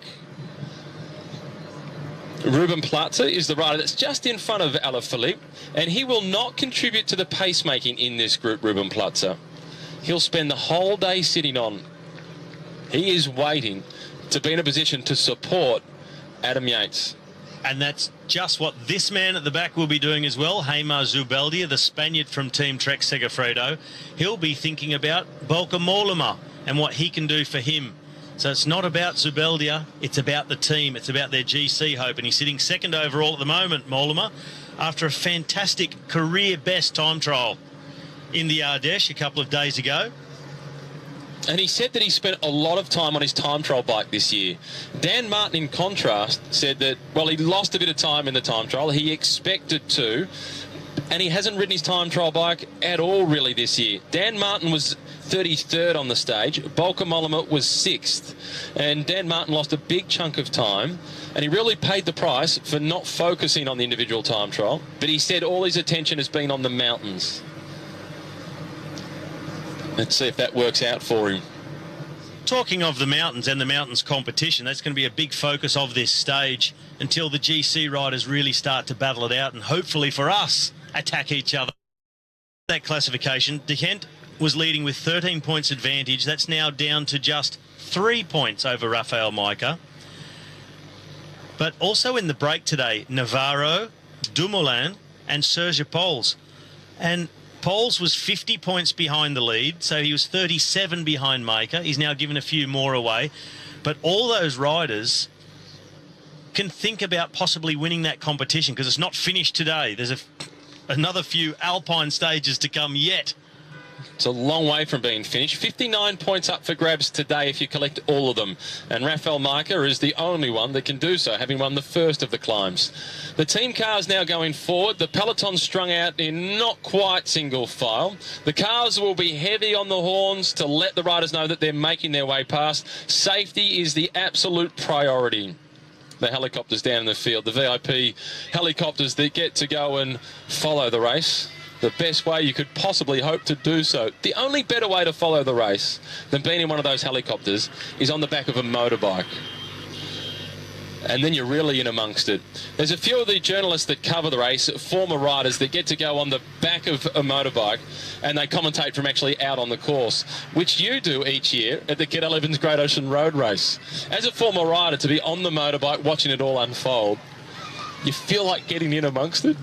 It's a lot of fun. I don't feel like getting in amongst it because one thing I really don't like to see is motorbikes too amongst it. It doesn't give me the feeling that I want to be there on the bike and racing them, but it is really good to see it up close like that. But I honestly would like to see less motorbikes in and around the peloton. We saw it the other day on the Mont Ventoux. That one motorbike that Richie Porte hit, well, he wasn't the only part of the problem. It was the 3 motorbikes in front of him. Too many. And they really need to narrow that down. But quite a convoy that was moving past the peloton because 30 riders in the breakaway. And the only team I've identified that so far, I'll do a little bit more searching, but the only team not in it are Team Sky, all rallying around Chris Froome. As for the rest, I think every other team has someone in the break. BMC. They're missing. Their strategy today. Their strategy today, your thoughts? Well, I saw early on a couple of BMC riders trying to get amongst the break, but of course unable to on that Category 1 climb.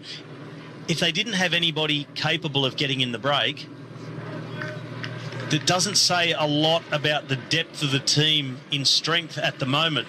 Of course, they would have been saving their very best guys. Porte, Van Garderen, they're obviously not going to go. And maybe their best lieutenants also not. But the rest of the team was struggling, few off the back, and the rest unable to get in the break. As they're making their way along the Valley Road, heading towards the next climb, which is the Col de Sapel. It's a Category 2 climb. Let's do what we usually do around about this time of the broadcast and go inside the peloton. The sprint finish yesterday, when we saw the helicopter shot, there was lots of rubbing of shoulders. We saw Peter Sagan and Brian Cockar rub shoulders. Dan McClay was heavily up against the barriers at one point. It was a frenetic sprint. I'm not sure the onboard cameras really have managed to do it justice. Almost at the top of the climb. Just 400 metres to go. Thomas Voeckler stretching the legs. It's then Steve Morabito, but the man with the most to gain is from Tinkoff, and that's Rafael Majka. Just behind him is Serge Pales, who's already shown his interest in the King of the Mountains jersey. The Direct Energy fan club on the side of the road for Thomas Voeckler. They'll be happy to see him in the breakaway. We need to get the camera to return to the front to see what's happening in the race for points. Surely it will be Rafael Majka who collects some more. This is Pierre Rolland, who the French are focusing on. Tom Dumoulin at the back of the group in the white colours from Giant Alpecin, just making sure he doesn't waste any energy. These riders will be able to return on the descent as the pace heats up in the battle for the King of the Mountains points. It's a Category 2 climb, so this climb across the top, 5 points for the winner. And Rafael Majka just having a little bit of a slip of the gears. It's Thomas Voeckler who collects maximum points. 3 points then for Rafael Majka, so he's now equal first place with Thomas de Gent. 90 points apiece in the race for the King of the Mountains jersey. This is Jon Izagirre from Movistar. The Col de Sapel, they've managed to get across it. You have to ask, is this just a show of strength by Thomas Voeckler, or does he really think he can win the King of the Mountain jersey if he starts now with a 90-point deficit? For the King of the Mountains jersey. There was a big Direct Energy fan club on the side of the road. And there was a camera. This is Dylan Groenewegen at the back, the Dutch national champion. 11th on yesterday's stage. In his first Tour de France, he said he's just getting tired. It was as simple as that. He didn't make mistakes, he's just tired. Just getting tired. You're allowed Normal. to. Luke Rowe at the front. His crash a few days ago with Simon Gerrans. Matt, we've had a retirement for the race just recently, and Jesus Herrada from the Movistar team, the Spaniard, he has abandoned the Tour de France, and his sport director from Movistar, Jose Luis Arrieta, he explained that Herrada retired because he had fever overnight. He managed to eat a little bit this morning, wasn't feeling good. Then he couldn't keep his food down, and he wasn't able to continue the race. So it's part and parcel of the Tour de France. Sometimes your body just packs it in and doesn't let you do any more than you're trying to push it to do. And that's happening with Mark Cavendish's legs at the moment. Although he does say in general, I'm feeling good and I'm going to stay in the Tour till Paris. But a sprinter's legs, they'll argue on mountain stages. Well, he's got 4 stage wins, and there's no arguing with Mark Cavendish being the fastest sprinter in this year's Tour de France and the fastest in history. He has won 30 stages now of the Tour. Just momentarily on Jesus Herrada from the Movistar team. That's a big loss to Nairo Quintana. He was a stage winner in an uphill finish at the Criterium de Dauphiné. So for Sky and Chris Froome, it's good news. Not that they want to hear it, but at least for them, well, that's one less rider from Movistar for Nairo Quintana to have support from. Well, that's part of the battle of the Tour de France, staying healthy, being strong enough that your immune system is up to the task of the Tour de France. And that's what it comes down to. Sometimes you get a fever because you're struggling so badly with the effort and the recovery of the Tour de France. And I think that was the case with Alberto Contador. The fever came on because of the injury and the extra fatigue that came with it. Daniel Teclahamanot, the Eritrean national champion, Cummings with him. Peter Sagan, the leader in the race for the green jersey, aiming for 5 in a row. Extraordinary record. The record at the moment for green jerseys is Eric Zabel. He's got 6 wins in the battle for green. When I spoke to Mark Cavendish last night on that bell, I asked him a question. I said, Cav, would you like to see, or do you think it would be fair if the green jersey competition was restructured a little bit, that the points across the competition were a little bit different, so it opens it up to the guy who's the best sprinter, because you are the best sprinter in this Tour? He said, no, then it would just be an anti-Sagan jersey. He said, well, okay, in the end, he said, maybe a separate prize or a recognition. I said, I'm going to create my own best sprinter category of the Tour de France. And I'm going to award that myself. And I've already done it because Mark Cavendish will not be overhauled as best sprinter in this Tour. Just have to come up with some sort of trophy, or might make him a certificate. But he said, no, that's the way the green jersey competition is. He said, but I do think it's a bit over the top with so many points on offer at the intermediate sprints. He said, take those out and I'd be well in front. And that's where Peter Sagan is really making his ground up, particularly on medium mountain stages. 3 riders in this leading group of 28 from IM Cycling. Every time we've seen this squad, yesterday they had Martin Alminger in the breakaway. We've spoken about the fact that since the sponsor said, unfortunately, the end of this season, it's all over, the team has stepped up to a whole new level. They've got 3 riders in the break, Steph Clement, Jerome Capel and Jalison Pantano. And Pantano, the Colombian, is a brilliant climber, and he was a stage winner at the Tour de Suisse this year, finishing in 4th position overall. He's a real threat from that leading group. For Dimension Data, they've won 5 stages so far. We're on stage 15. That's a third of the stage victories that go into Dimension Data. And he is sprinting here to collect some points in the race for the King of the Mountains jersey. Not a lot of points on offer on this one.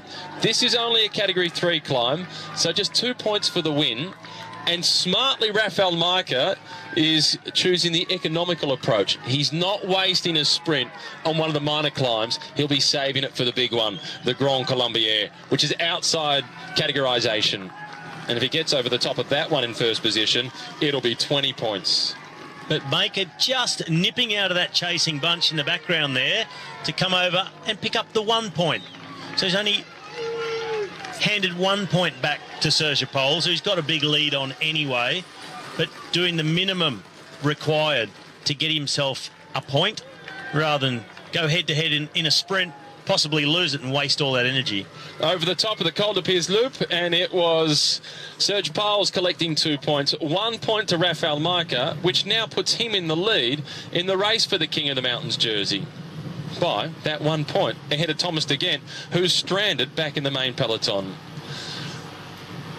Ethiopia's Gourmet riding for the Lamprey team, sitting down at the back of this breakaway.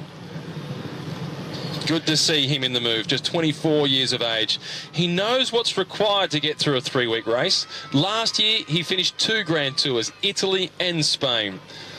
So there's no question mark over his endurance. Giving a little bit of distance on the descent, though. Not taking the corners quite as quickly as some of the others. The finish today is in the town of Toulouse. They go over the Grand Colombier as the second last climb, and then the Lassettes to the Grand Colombier as the final climb, and it's down through to the finish line. In between those 2 climbs, they go across the finish line for the first time. We spoke before about how rare it is to have a circuit finish in the Tour de France. It happened a lot throughout the 70s and the 60s, but with the exception of the Champs-Élysées, the last time it has happened was back in 1998 in Dublin. And I was there, I should have remembered. It was in Phoenix Park in Dublin. And Cipollini was the winner. No. No? Tom Steels. Tom Steels Eric was the winner. Zabel second. And then I was the next one. Cipollini crashed on the way into the circuit. I think he may have crashed on the backside of the circuit after we already got the bell. He had a couple of crashes that year, Chippo. But Tom Steels, he dominated that Tour de France in the sprints. He won 4 stages. Just as we've seen this year for Mark Cavendish. Serge Pauls and Rafael Majka, as they went across the top of the previous climb, they have given it a little squirt. 3rd participation for Rafael Majka in the Tour de France. Best result last year, 28th overall. But more importantly, he's won 3 stages and he's won the King of the Mountains classification. He's been the winner of the Tour of Poland, which is running at the moment. Tim Wellens is leader, incidentally, of that race. But he was 3rd in the Volta a España last year, Rafael Majka, and 5th in the Giro d'Italia this year. The guy is among the best climbers in the world, and he's in a good position to pick up yet another stage victory for Tinkoff. Well, I think more than the stage victory, he has his mind on the King of the Mountains jersey. He made it his own a couple of years ago when he won also a couple of stages. And pushing on with this attack with Serge Pauls.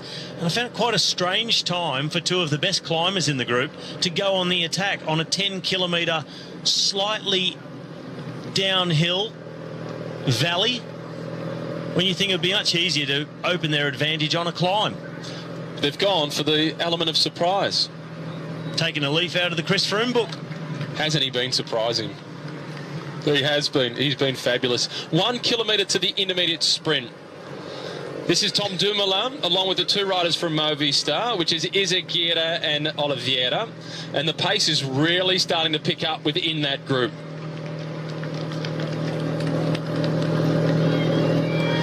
The Chateau de Ongueville, which is just off in the distance. We might get a chance to look at that once they get through the intermediate sprint. 500 metres, there'll be no great contest amongst these two, I wouldn't imagine. 20 points in the race for the green jersey. A 3-second time bonus, but that's insignificant.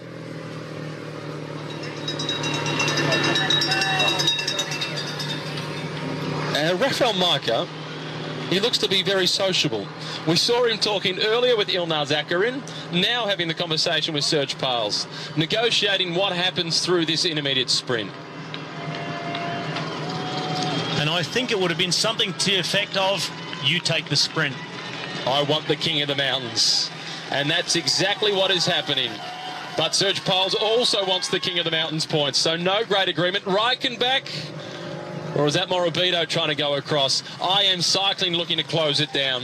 So the move not creating a big gap, but it is increasing the pace from that group. Well, I've seen them take 30 seconds in comparison to the peloton, who are also now strung out single file.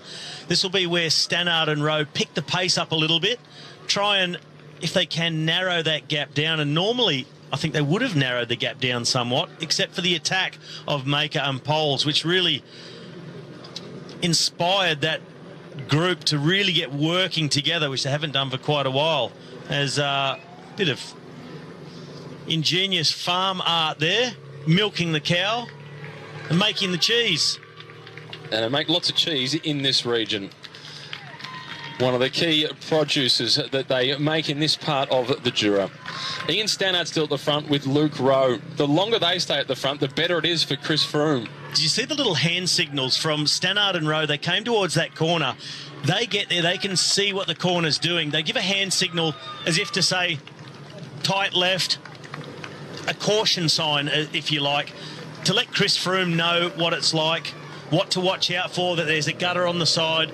So they're really thinking about every little detail there. Like a co-pilot in a rally car. Left 4.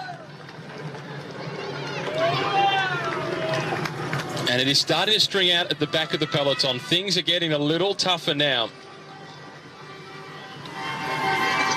And you see with all the directional signals that you've got, and there's one on the right-hand side saying straight ahead. You spoke about this a couple of days ago. If it's a gentle turn, it's just 1 arrow. Sharp turn, there's 2. And when it's really sharp, there's whistles, there's gendarmes, and there's all sorts of alarm bells going off. That's right, but it always helps to have your teammate on the ball, like Stannard and Rowe at the front, just pointing out little things, even pointing out so much as a dip in the road or a little pothole if there is one, which normally they drive the whole course. The organisation, they send out a couple of vans the day before the stage, and also on the morning of the stage. They go over the whole course slowly and they check the road, and if there's any potholes, they fill them. They try and repair everything, so they leave nothing to chance and keep the riders as safe as possible and from having unforeseen mechanicals that could affect their race. The riders from Katusha, Lusada and Zakarin. And after what we saw happen to Zakarin in the Giro d'Italia with his descending, his, let's call it, lack of skill in going downhill, wasn't able to keep it on the road. I'm sure he and his team directors would like to see him build up a substantial gap by the top of the climb so he doesn't have to risk everything on the way down. Steve Morabito at the front for FDJ. Speaking of crashes, our thoughts are with Edward Turns, who's just come out of surgery, according to his team, Trek Segafredo, and everything went well. So heal fast. Good luck, Edward Turns. We're looking forward to you coming back to the Tour de France next year, because he's ridden well in his first attempt at it in 2016. He got the white jersey on the first stage. A very good debut, a couple of top five finishes in the bunch sprints. So hopefully we see Edward Turns back quickly and back in the bunch sprints where he belongs.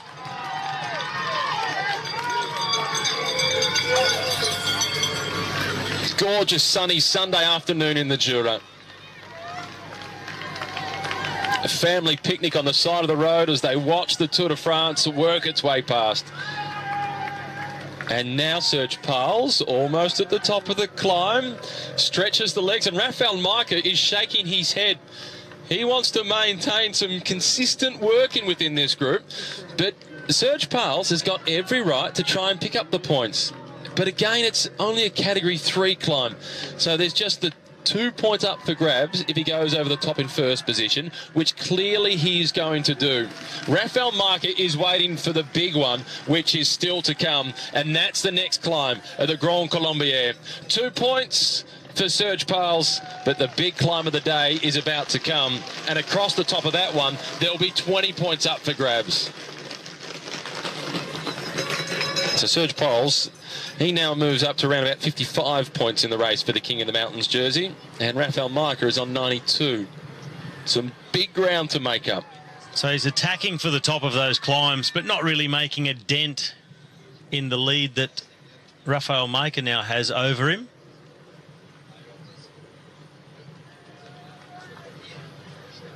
And did Majka just ride to the front of that breakaway group to mop up the last point, or did he not bother? Well, he would have been able to do so without spending any energy, so I imagine that he probably did. This is La Forêt de Mazières that the peloton, or the breakaway, are riding through. There's the peloton riding through it now on the way to the top of the climb. A beautiful forest in the Jura. And it's still Ian Stannard at the front. So Team Sky is showing no real concern for the breakaway. A reminder that the best place rider in that breakaway group is Sebastian Reichenbach at 11 minutes and 41 seconds down. The good news for Sebastian is he's now in the top 10 overall. Virtual top 10. Still a long way to go. Just inside 80 kilometres. Of course, people of the Ain region must excuse me. We're not in the Jura. We're in the region L'Ain, just to the south of Jura. Beautiful region nonetheless. Having won the prologue of the event, now he's absolutely on a high in this year's Tour de France. Yes, he's lost too much time to challenge for the podium, we think, in Paris. But now let's have a spin around where we can see. I think Vincenzo Nibali, and there he is, he's trying to cross the gap. Put those two together, Paul, and I'll agree with everybody, we're never going to be seen again today. Well, if those two get together at the head of affairs this afternoon, it's job done. Still caught in the middle, Phil, sadly for him, in no man's land is Dylan van Baarle of Team Cannondale-Drapac, but there is Nibali, and he looks very comfortable. His goal at the Tour de France this year, he said he made no bones about it before the start of the Tour. I'm out here searching for stage victories. Now, if he wants one this afternoon, I mean, I just highlighted two names of the riders in that leading group, Nibali and Tom Dumoulin. If they make the junction at the front, they'll be very, very difficult, these two guys, to catch. Overall, Tom Dumoulin is nearly an hour behind, so he's not looking to win the Tour, he's looking to win the stage. As they break away here, still 28 strong, 27 strong. They haven't caught Van Baarle just yet, but some serious contenders have left them behind on this climb now. As Nibali's gone straight past Dylan Van Baarle.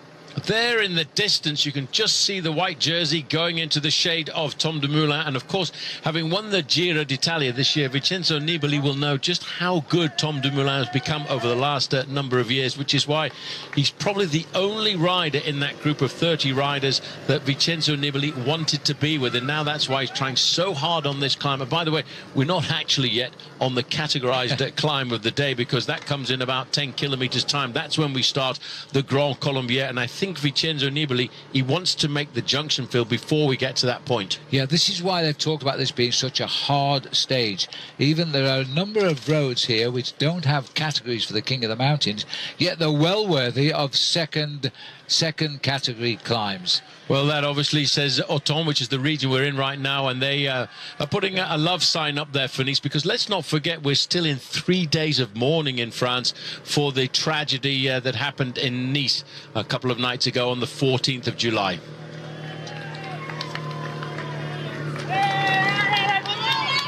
Well, in fact, Phil, a number of the French riders are still wearing black bands around their shoulder, around their sleeves at the start of the stage.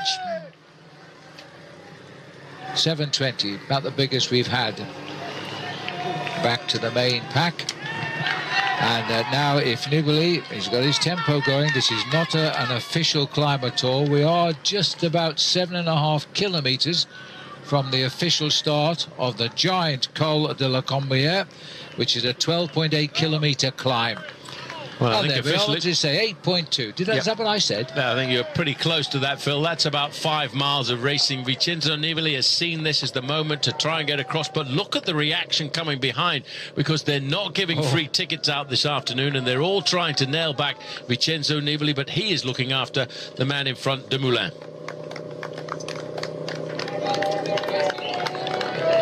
And then once they go over the top of this unmarked climb, shall we call it, uncategorized climb in Hautacam, then they will have a rapid little descent of 4 or 5 kilometers, around about 3 miles downhill into the valley, and then that's when they'll start the big climb of the day in earnest. And they're still holding on to a gap of around about 7 minutes over the main field. And again, in that main field, we'll start to see a general warming up, a general speeding up, as the main contenders want to place themselves up the front end of the main field for this big final climb. Well, it's not the final climb, the final climb of the day that we'll do on 2 occasions. All right, coming across there now. The leader of the race is Tom Dumoulin. He got into that break. He was the only rider from his team to get into that leading group, by the way, and he was very much in a solitary situation. Vincenzo Nibali, on the other hand, he had a teammate in there, Kangert. So now as we start to see coming across, the next rider to come across is one of the riders from IM Cycling. A little bit further back, there's also, just trying to get onto the back there, one of the riders from AG Tour has seen this as a really good move to try and get himself into contention. But now we're over the top of this uncategorized climb now with Tom Dumoulin.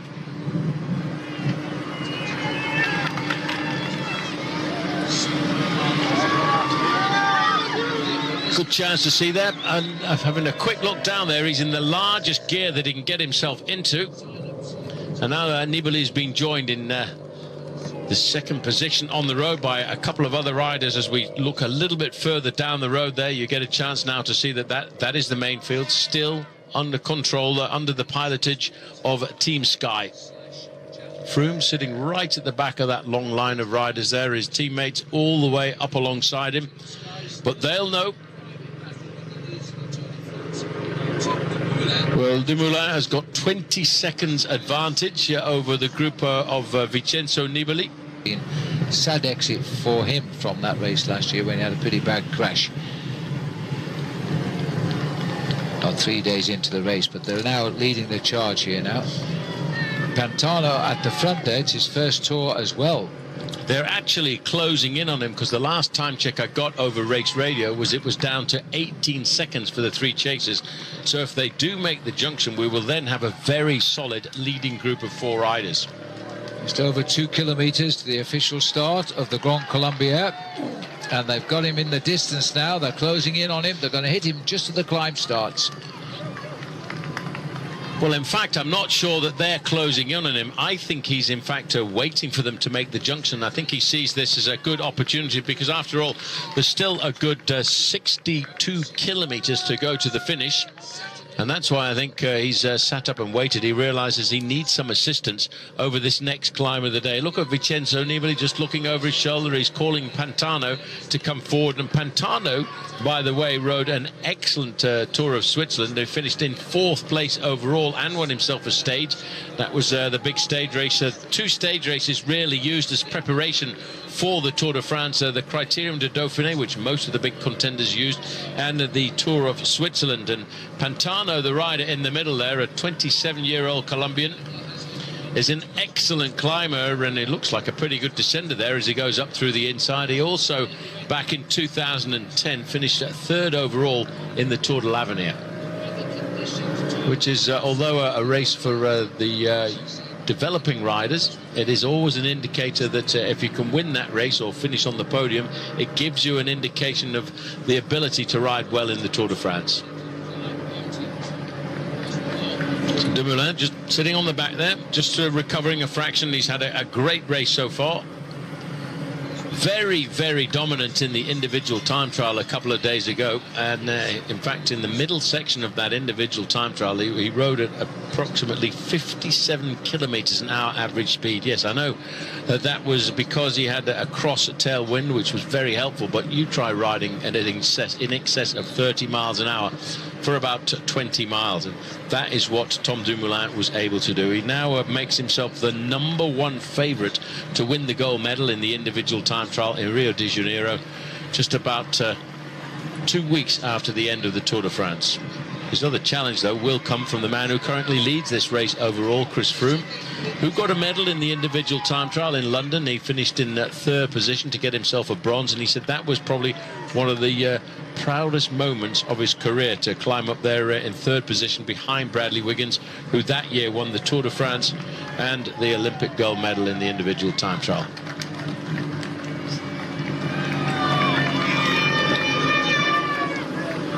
So just waiting to get a bit of confirmation. They've got 14 seconds advantage over the chasers, which is not very much. There's the left-hand bend, and there is the start of the climb at 12.8 kilometers. And the information on this climb is it's 12.8 kilometers long. That's about 8 miles. It's an average gradient of just inside of 7%, and this is the remnants of the breakaway group of 30 riders, and they're not too far behind there. 12 kilometers to the top for them. I think everybody in the group behind is expecting attacks to come from Team Movistar, but for the moment advantage goes to Team Sky. They've had the majority of their riders in that group, although Luke Rowe and the other big strong man from that group, Ian Stannard, they had a little bit of a difficult time on the first climb of the day, which was attacked very aggressively. They recovered over the top, and since then they've done the job that they've done so many times over the first couple of weeks of this Tour de France. They've set the tempo. They realize, though, that by the time they get to the 60 kilometer to go point, that's when their job is pretty much done, because that's when we'll start to turn up towards the high spot of today's stage, 1,500 meters, but more importantly it is a drastically hard climb, and on the other side it's a very tricky descent, and the riders will go through the finishing town of Coulouse, and then they'll go out again for a 23-kilometer loop with another ascent from a different side of the Grand Colombier up to the Lacet du Grand Colombier. And if we get the shots that we've had in the past of that climb, and it is a beautiful clear blue sky today. In fact, every time we pull back, we can see the Alps in the background beckoning the Tour de France, and we've seen great images of Mont Blanc.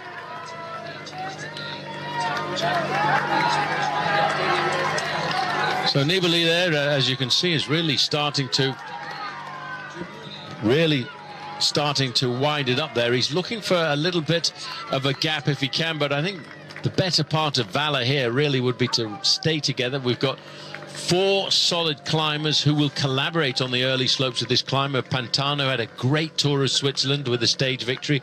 Tom Dumoulin, well, he really is showing, Phil, that he's a lot more than an individual time trialist. And Vincenzo Nibali, well, as the French would say, he's got fourmis dans les jambes. He's got ants in his legs. He is itching to get himself into an attacking position. Tour de France. Yeah, but we really are reducing the leading group of 30 quite dramatically, and Rafael Majka again has seen this as a big opportunity. And after all, Phil, this is an outside categorized climber. There are 25 points for the first man to go over the top on a day like this, and he's not only thinking now about points in the King of the Mountains competition, I think he's actually starting to dream about the possibility of a stage win.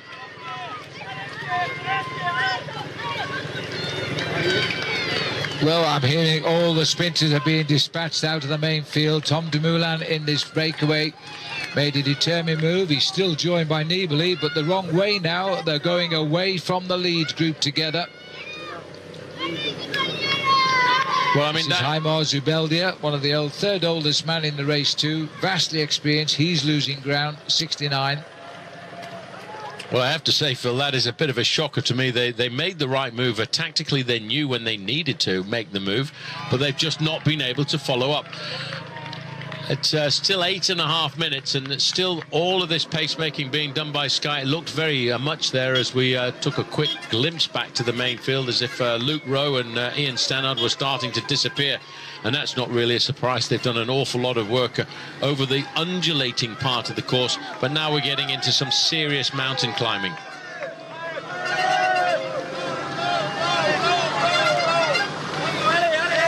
Just John Degenkolb going back there, Phil. I think everybody very happy with the ride in the sprint yesterday by Degenkolb, coming back from an awful injury at the start of the year.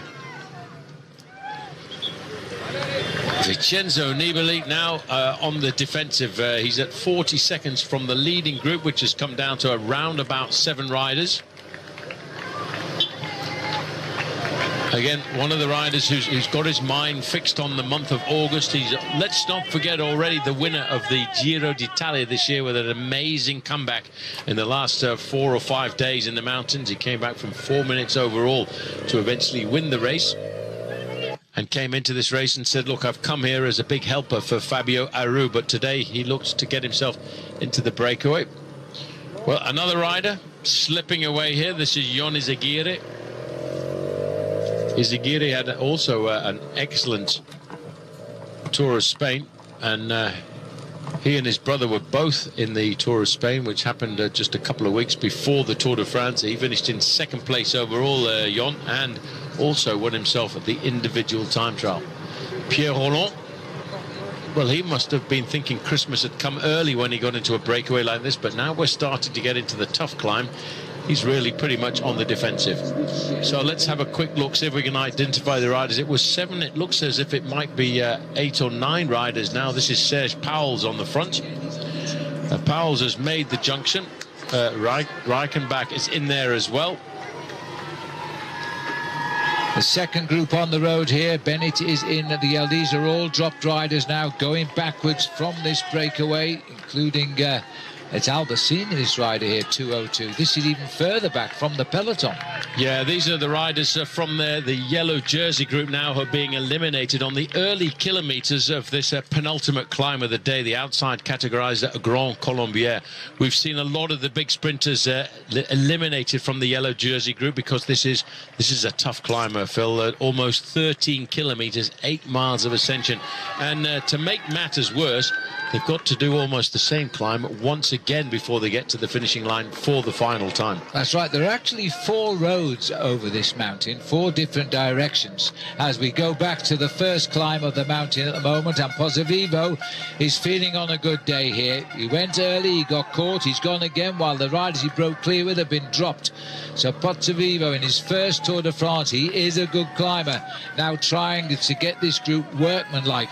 Micah in 2nd place just now, the champion of Poland, working well.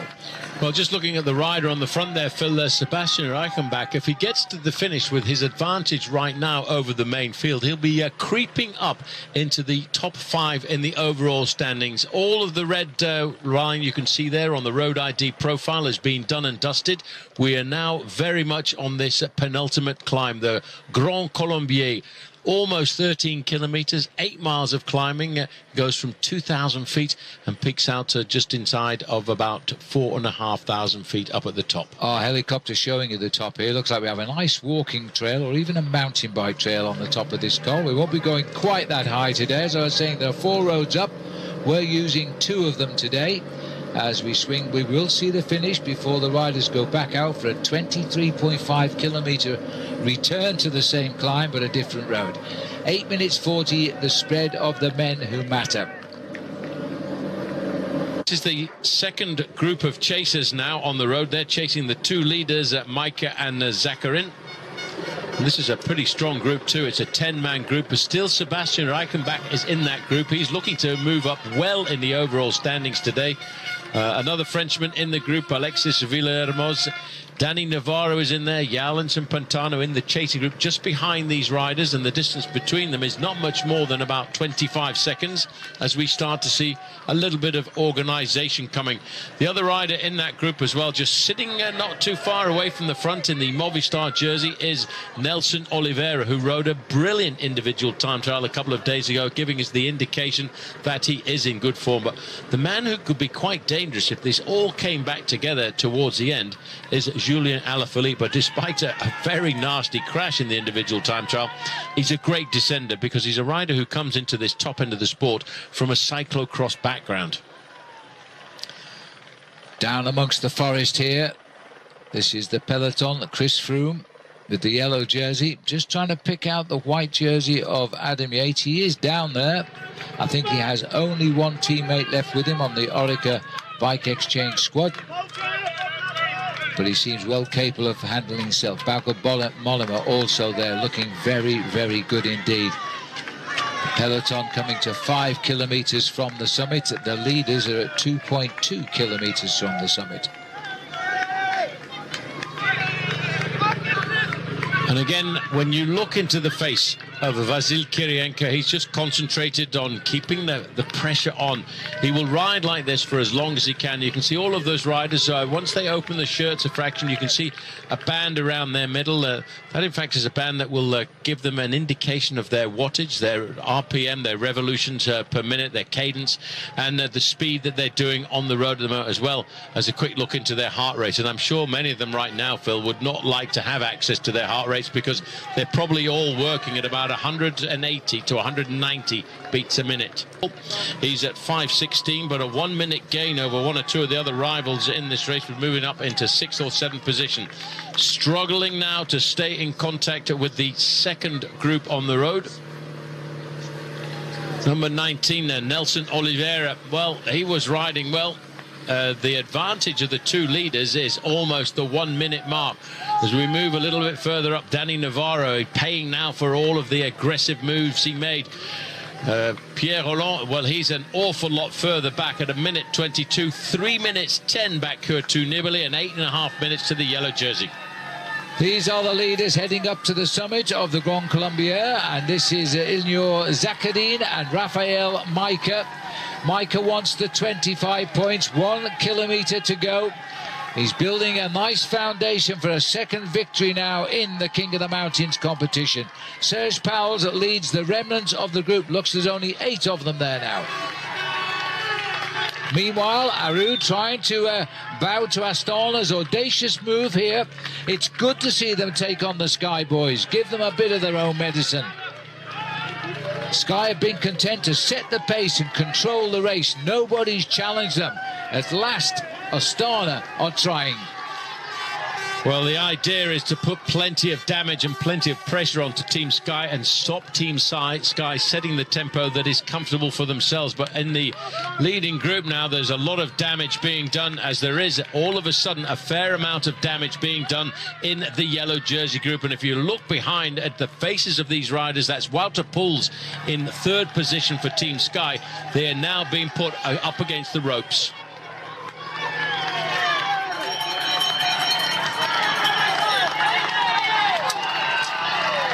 Not far to the summit now. Mike has taken second wheel behind Zakarin, who seems to be on a great day today for Katusha. It's Serge Pauwels, Dimension Dart, the Belgian rider, setting the pace for the chase group of 8 riders that should be here. Yeah, well, interestingly, there are 2 riders in there from Team AG2R. Tom Dumoulin. No, sorry, this is Warren Barguil. Now, that's a bit of a surprise, and now he is in difficulty on a day when I thought he might be riding higher up in the overall standings. It just goes to show that all of a sudden,